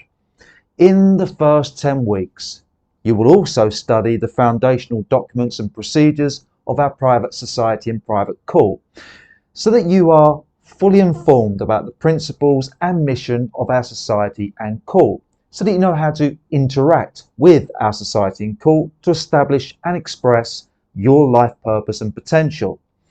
In the first 10 weeks, you are breaking new ground. You are being equipped with everything that you need to know and do in order to transition from citizenship to sovereignty. At the end of this period, you will have the foundational knowledge that fully prepares you to create sovereign documents and take lawful actions to establish your sovereignty. That brings us on to the next phase of the Academy, week 10 to 15. Within this 5-week period, you will complete another 3 modules of the Master Course. These modules are focused on preparation work. This preparation work includes creating sovereign seals and artwork and creating sovereign names and addresses. This preparation work also includes organising the roles and positions of those who will manage your new private estate. And this preparation work includes learning about the systems and services of our private court, so that you know how to process documents and obtain assistance in any legal or lawful matters concerning your life and estate. Within these 5 weeks, you shall also create and issue your first set of sovereign documents. These sovereign documents are known as the Declaration of Life, Declaration of Sovereignty, Declaration of Family Name, and the Certificate of Life. These documents are where your personal sovereignty as a living man or woman gains official and lawful recognition within the venue and jurisdiction of our private society and court. That brings us on to weeks 16 to 20. Within this 5-week period, you will establish the foundations of a private estate structure. You will create sovereign documents that brings into existence 3 unique lawful entities, known as a private estate, an order of overseer, and a foreign trust. You shall also open up a new private mailbox with a private holding trust as the new postal address to receive correspondence for your new private estate, because you will need an address that is separate and different from your home or business address. At the end of this 5-week period, you will have gained the knowledge, competency, and skill set to create and define the structure and terms of unique lawful entities that secures and protects the value and rights of your life and estate. That brings us on to week 21 to 25. Within this 5-week period, over the course of 4 modules, you will create and issue several key documents. You will take key actions in law to officially and lawfully sever and separate your actual life and estate from the Crown, state and its public domain. You'll create a living trust that secures your actual life as a living man or woman within a divine trust arrangement, where your actual life is protected by the terms of the trust, where those terms are a private law that is also protected by trust law.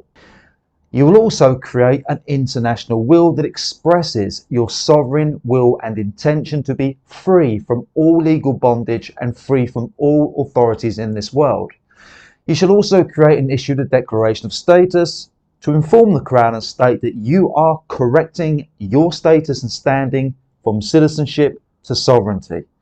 Once you have completed this phase of the Academy, your life and estate as a living man or woman will be officially and lawfully separated and independent from the Crown, state and its public domain, where the public authorities, they will no longer have legal authority or mandate over your life and estate, and they can never substantiate any legal claims. They can never attach rules, regs, codes or policies to your life and estate. That brings us on to week 26 to 35.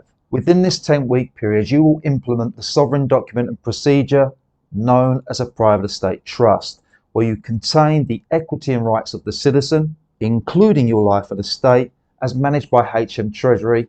You will secure this as private property of a new private trust that is protected by the terms of the trust as a private law that you define and control in the private as a sovereign. You will issue the private estate trust to the Secretary of HM Treasury, who you will appoint as custodian and trustee of the trust. You will instruct HM Treasury to use the equity of the trust as a private credit to settle and extinguish all debts and liabilities that arise in the public in the name of the citizen. In this private estate trust, you will become the living beneficiary of the trust with your sovereign status intact. At the end of this phase, you will have taken back control of the equity of your life and estate in relation to the citizen, where all public matters are concerned, and where the Crown and state will no longer have paramount authority over the equity of your life and estate. And that brings us on to week 36 to 40. Within this 5-week period, you will master how to execute a private land claim.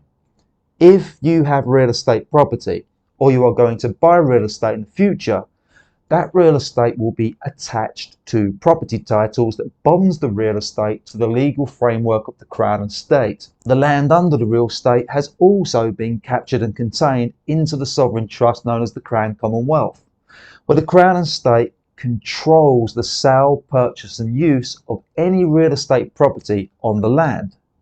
The Crown and state controls the land within a corporate and legal venue and jurisdiction that has no real or substantive attachment to the land itself. Only a living man or woman can claim to hold land, and where the claim of a living man or woman is more superior than the claim of a corporate fiction known as the Crown or state.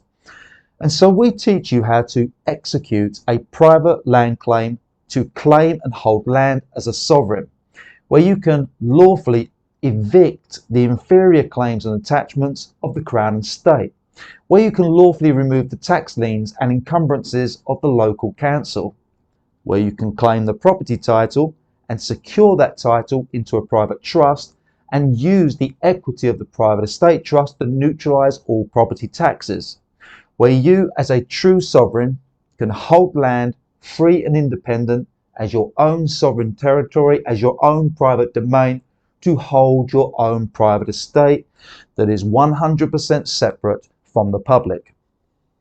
That brings us on to week 41 to 45.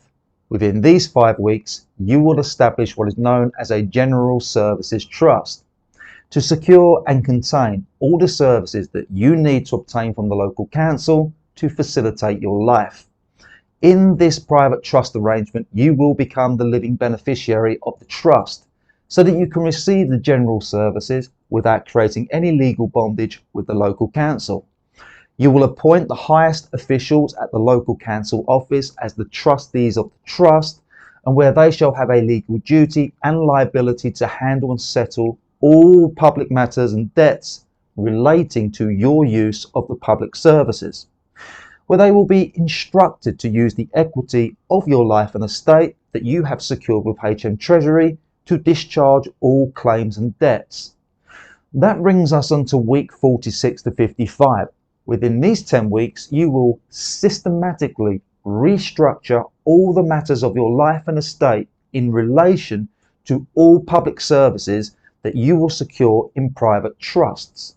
So for example, you will be able to create and issue a utility services trust, a welfare benefits trust, a private carriage trust, a private passport trust, a private business trust, a financial debt trust, a HM revenue trust, and any other type of private trust that you will need to contain and protect the equity and rights of your life and estate in relation to your use of a public service.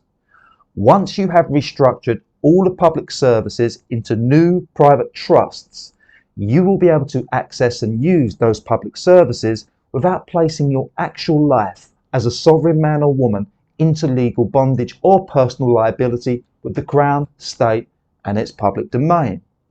Once done, you will have changed the lawful dynamics of your life and estate in relation to the public. You will no longer access those public services as a citizen and trustee with liability, but instead you will become a living beneficiary of the private trusts, and the public agencies that delivers the service, they will become the trustees in the matter, and they must provide the service to you within the terms of the private trust, where the agency will carry liability to settle all public matters, settle any claims and debts relating to your use of any public service, where the agency cannot attach a claim to any equity that you have in any asset or interest that is held as part of a public service account. That equity will be protected as private property secured by the terms of the private trust.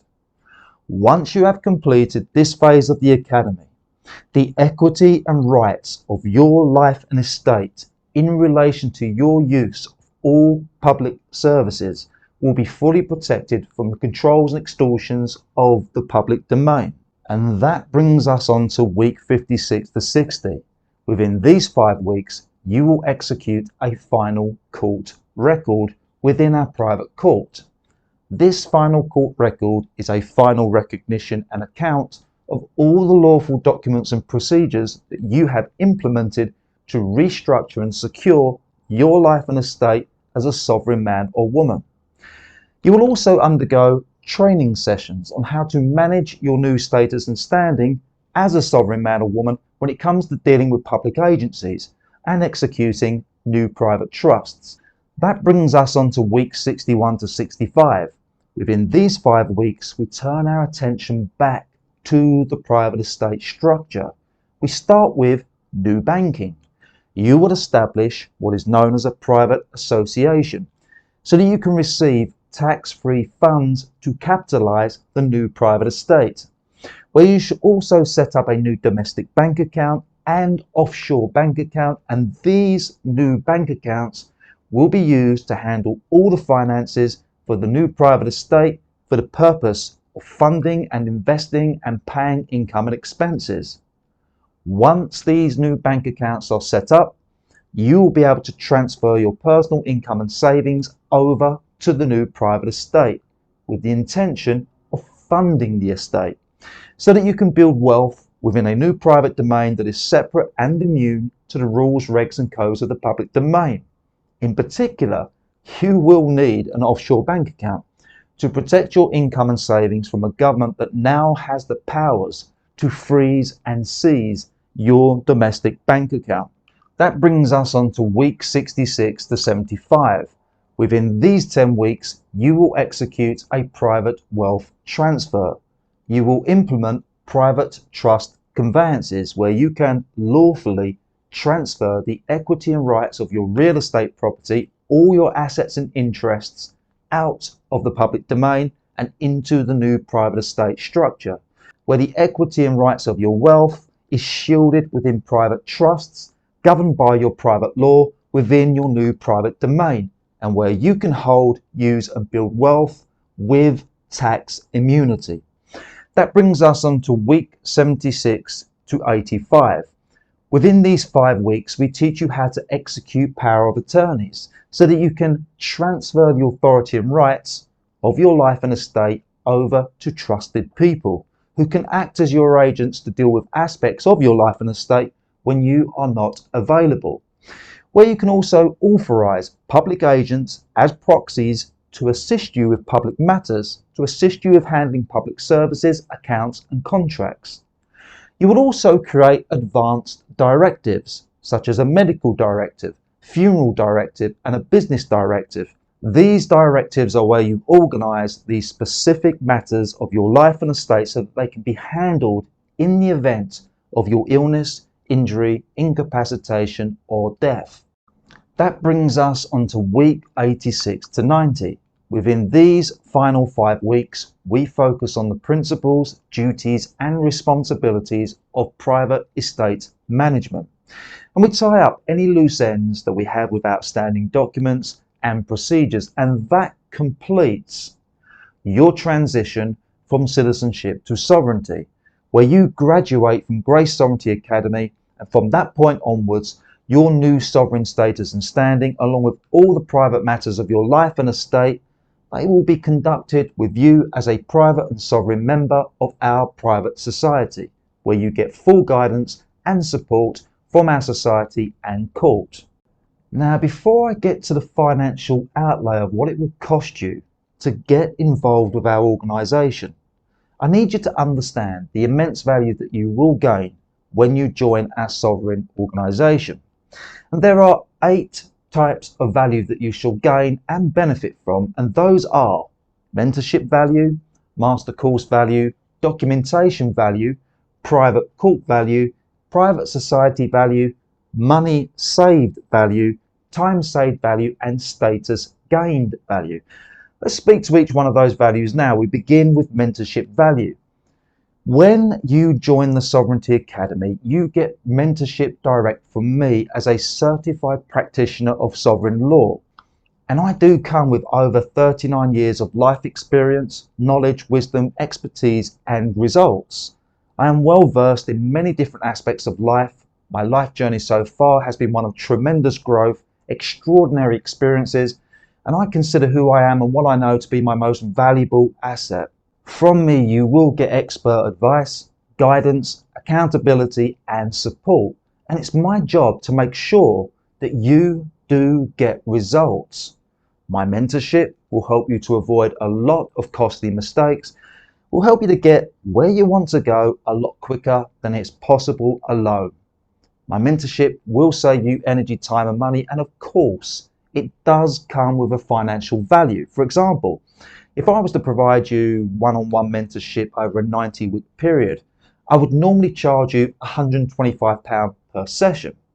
So that's just over £11,000 in total that I would normally charge for 90 weeks of my mentorship. But of course, do not worry, you're not going to pay £11,000 for my mentorship today. I have a special offer for you. Then we get to the master course value. We deliver to you over 50 modules of specialized content and material. You will get presentations, illustrations, samples and worksheets that provide you the knowledge, skills and procedures to achieve sovereignty. And it has required time, skill and effort to prepare, draft, edit and finalize the content and material of this course. My organisation has invested well over £200,000 in production costs alone. Now let's talk about the documentation value. When you join our academy, you get access to a sovereignty documentation package where you shall receive over 200 sovereign documents that are instrumental for you to establish your sovereignty. And we're talking about a documentation package of contracts, trusts, associations, directives, power of attorneys and various other sovereign documents. It has taken decades of knowledge, expertise and application to craft and perfect these 200 sovereign documents. So they are effective in law, so they get the results you need. And all you have to do is simply download, study, edit and complete these documents as ready-to-go templates.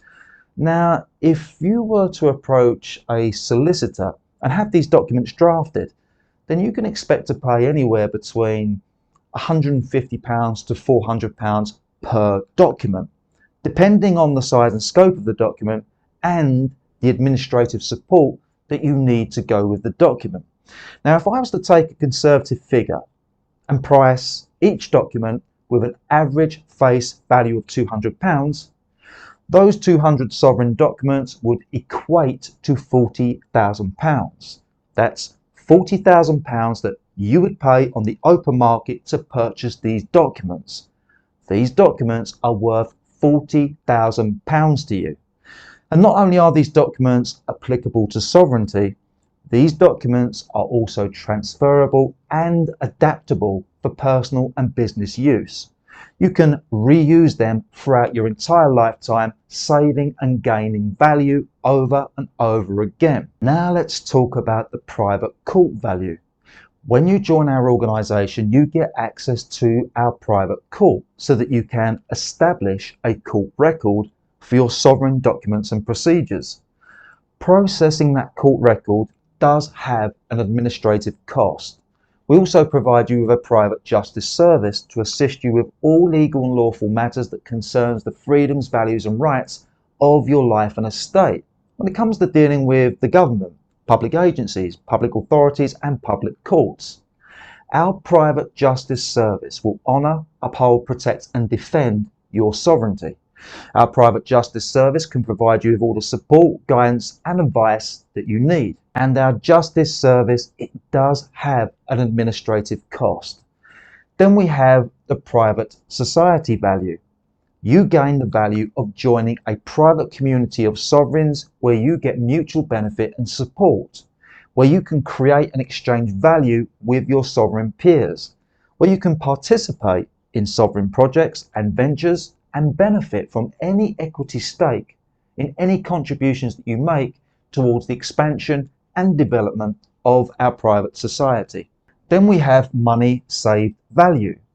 Once you have mastered the lawful procedures to protect and increase your finances and wealth as a sovereign in a private domain, you will know how to lawfully avoid tax. When you restructure the equity and rights of your real estate, property, possessions, income, investments, savings and labour into a new private domain, they will no longer be attached to the tax rulings and codes of the public domain. Rather than operate as a registered citizen and taxpayer where you are liable for the tax codes, you would instead operate as a non-tax-paying sovereign man or woman. This means you can receive equity into private trusts that have tax immunity, meaning you can lawfully avoid taxes. And the savings are huge. So for example, if you earn a salary of say 100k per year and you're paying 40% income tax on that 100k each and every year, then over the span of a 30-year working life, paying £40,000 in income tax each and every year means you would lose 1.2 million in tax payments. That's a huge number. However, when you achieve sovereignty, you are not a taxpayer and not subject to personal income tax. Instead, you can claim money as a gift in equity and secure that equity into private trusts as an equitable interest, saving you hundreds of thousands to millions when you lawfully avoid income tax. And so how much would you personally save if you could retain 40%, 30%, 20% or even just 10% of your income over the next 10 years? Here is another example of how you save value as a sovereign who lawfully avoids tax. If you are a homeowner or soon to become a homeowner where you have equity vested in a real estate property, then your property is part of your estate and subject to inheritance tax. In the UK, inheritance tax is 40%, where 40% tax is payable on any residential property that you own over the value of 375k. This means if you have a property, say worth 900,000, once you have discounted the 375 threshold, your family would pay 40% inheritance tax on the 525 balance. That means £210,000 inheritance tax is charged on a property worth 900,000, where effectively you will lose 210,000 from the value of your home when you pass it along when you pass away. But when you establish sovereignty, you would claim and transfer the equity and rights of your real estate property into a private trust arrangement within a private estate within a private domain, and where your property is immune to all the property taxes that stem from the public domain, saving you hundreds of thousands of pounds. And those are just two examples of how you can save money when you lawfully avoid tax when it comes to income and property. Now let's talk about time saved value.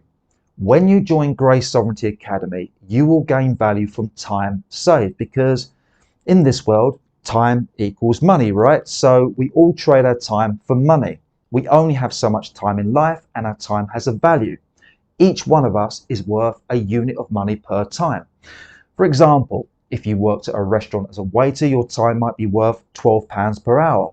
If you work as the CEO of a big fortune company, your time might be worth £120 per hour. And so each one of us is trading our personal time to gain a financial value from the economy. Therefore, time has value, and this means saving time is valuable. So for example, if something should take 5 years to complete, but you can do it in 3 years, then you have saved yourself 2 years of time. That's 2 years that can be invested into something else.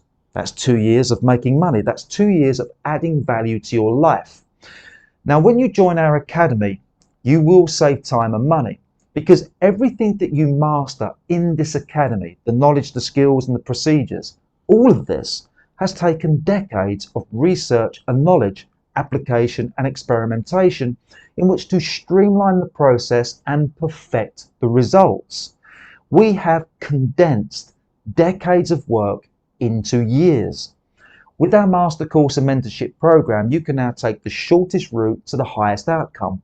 In fact, when I began my personal journey of mastering sovereignty, it took me roughly 5 years of my time, a daily commitment of 5 years to research, study, comprehend, and then execute all the knowledge, documents and actions that are required to establish sovereignty. But it will not take you 5 years, because I have taken what was a complicated and long process, I've simplified it, I've streamlined it so that you can achieve the same result as me in a third of the time.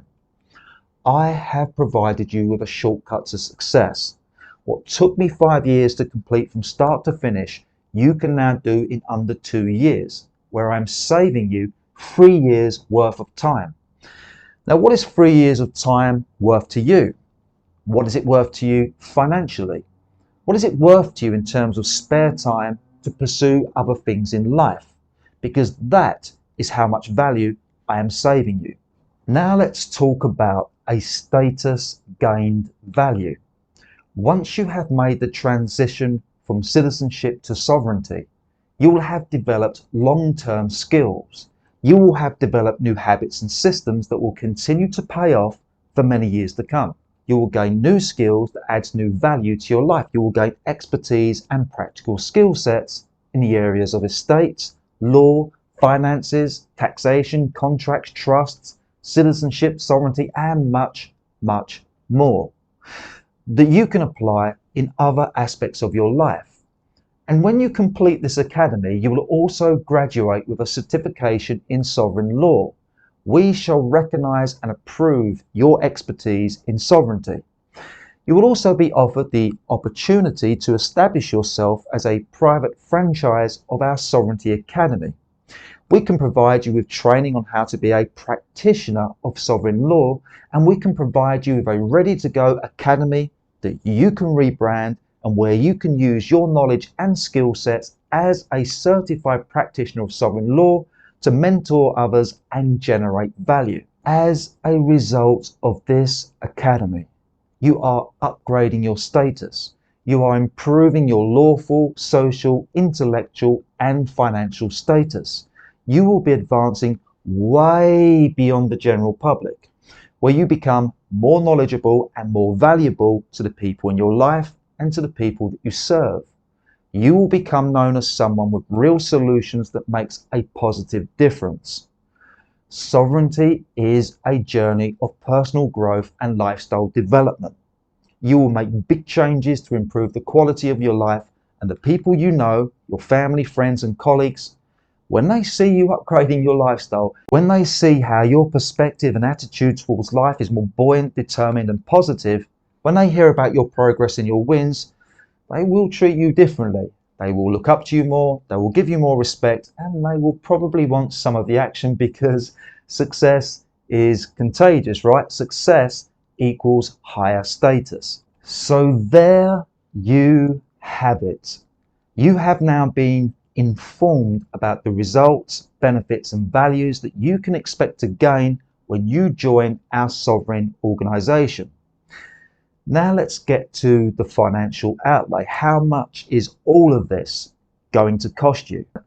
Well, as I've shown you today, the value you get from our sovereign organisation is worth way over £250,000. And if our organisation was a corporate enterprise making you a commercial offer, then joining our organisation should have a retail price of around the £10,000 mark. And my colleagues think it should be a lot more, but our society and academy is not a corporate enterprise. It's not for sale and it's not available to the general public. Our organisation is a missionary and charitable organisation, and this means we operate on donations. Now, when you become a private member of our society, you do gain free access to our Sovereignty Academy. However, to join our society, we ask that you commit to a donation to our mission. Your donation is what grants you access to our society and its academy. And the value that you shall receive as a member of our society and academy will far exceed the value of any donation that you make. And so if you could get back 2 times, 3 times or 5 times the value of what you donate, would this be worthwhile to you? Because you made the effort and turned up for this webinar, you can join our private society and you can gain access to our Sovereignty Academy, just as I've shown you, when you make a £3,525 donation to our private society. So to be clear, when you make a £3,525 donation to our society, you can gain access to our private society and its call, and you can gain access to our Sovereignty Academy, where you can begin your transition from citizenship to sovereignty. Also, because you showed up for this webinar today, I'm going to reward you with some free bonuses. Here they are. I will provide you with a free sovereign artwork service. When you establish sovereignty, you will need to create sovereign documents, and these documents do require special logos and seals that represent your sovereignty. Now, you can create these yourself, or you can hire a professional to do all the artwork for you, and the artwork usually retails at about £900. But I will provide you the artwork absolutely free. The second bonus is our administrative document support. For you to become sovereign, you do need to edit and complete over 200 documents and have them all recorded in our private court. And it will take you many hours to edit and complete each individual document, and this will cost you energy, time and money.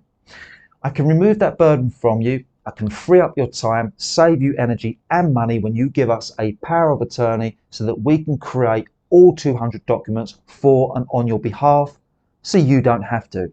And this support has a value of £1,550, but today I will give this to you for free. Here is the third bonus. I will also give you private mentorship. Now, when you join the Academy, you will join my mentorship program, where I shall be teaching you sovereignty in live group sessions. And on top of that, as a bonus, I will give you private mentorship in a one-to-one setting, just me and you. With this private mentorship, you will be able to discuss specific matters of your life in a one-on-one private setting, where I give you a tailored service, where I give you specific advice and guidance that applies to your personal circumstances and needs. With this private mentorship, you will get personalized assessment and feedback on your unique situation, with regular updates and reviews, and I will ensure that you are staying on track, making good progress and getting the results. With my private mentorship, you will get more insights, more clarity and more conviction, giving you more confidence to take bigger and bolder actions towards your personal goals. And so I will give you 10 sessions of private mentorship with me, one-to-one, that would usually cost you £1,250, but today I offer this to you as a bonus for free. And I must be clear, these bonuses are exclusive to this webinar. They are only available to you because you showed up today, and these bonuses will not be available anywhere else at any other time. You can only get these bonuses here and now if you choose our organisation as a result of attending this webinar. Now I want to address any concerns that you might have about joining this academy and paying for this academy, so that I can remove those concerns. Because I know this is all new to you, and because we don't know each other, you might not be 100% certain as to whether or not joining the academy and becoming sovereign is the right thing for you to do. You might have some doubts about the results that I have promised you. For that reason, I do not expect you to pay anything up front. I do not expect you to risk any of your money. I do not expect you to pay for anything that you are not satisfied with. I want you to join this academy knowing that your financial interests are protected at all times. Here is what I will do for you. When you secure your place, you will pay nothing. You can begin the academy with a free trial run for a 10-week period. This means for the first 10 weeks, you can participate in the academy. This means you can show up for the live training sessions, you can check out the program, you can learn more about sovereignty, you can get your hands on some of the course material and get a feel for my mentorship program, where you pay nothing during that 10-week trial run. Because the only way for you to truly know if sovereignty will transform your life and get the results is for you to actually get inside the academy. It's for you to get on the bike, ride the bike and see if the bike is the right bike for you before you decide if you are 100% committed and want to go the whole way. Once the 10-week trial is over, if you choose to continue with us, that is when you make the donation. And you do not have to pay the £3,525 donation in one lump sum. We have made it easier for you. You can donate with affordable monthly instalments of just £125 per month. That's just over £4 per day, where you get a monthly donation plan where you pay as you go. You can also exit and leave our society and academy after week 20 and week 35 if you are not satisfied with our organisation or the promises that we have made to you. And we can refund any donation that you've made up to that point. And then finally, I'm going to give you a donation back guarantee that is secured as a private contract. Here is the guarantee. If you implement all the teachings in this academy, if you meet with all the conditions, if you take all the actions required, but you do not get the results I promise, I will give you all your donation back, and I will pay you for the time that you have spent participating in the academy. Does that sound reasonable and fair to you? And so by joining our sovereign organisation, you have zero financial risk, you have nothing to lose and everything to gain. So there you have it. For a donation of £3,525, you can join our society and its academy. You can gain all the value and benefits. You can receive the free bonuses, and you can begin with a free 10-week trial run, and you can donate as you go. You have an easy path to begin your journey into sovereignty with us. You also need to know that our Sovereignty Academy has limited spaces available. We only take on board 50 new members at a time.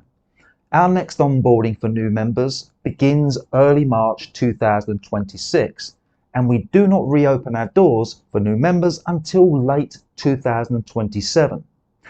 And so if you are keen to become one of the 50 members, if you want to begin your journey into sovereignty starting with us in March 2026, time is of essence because we are limited to 50 places available. If you want to secure your place for March 2026, then please do act soon, because the next opportunity won't be until late 2027. These 50 places, they are available on a first come, first served basis. Once the first 50 people have committed, the opportunity is gone. And as you can imagine, we are expecting a high volume of interest and commitment. So please do not lose out. Also, our donation will be going up within the next 6 months by at least 50%. So again, please do act quick if you want to take advantage of this opportunity. Now is the time for you to go for this. And that brings me to the end of this webinar. That leaves me to say, if you are keen to get started, then enter and submit your details in the booking form provided on this webpage.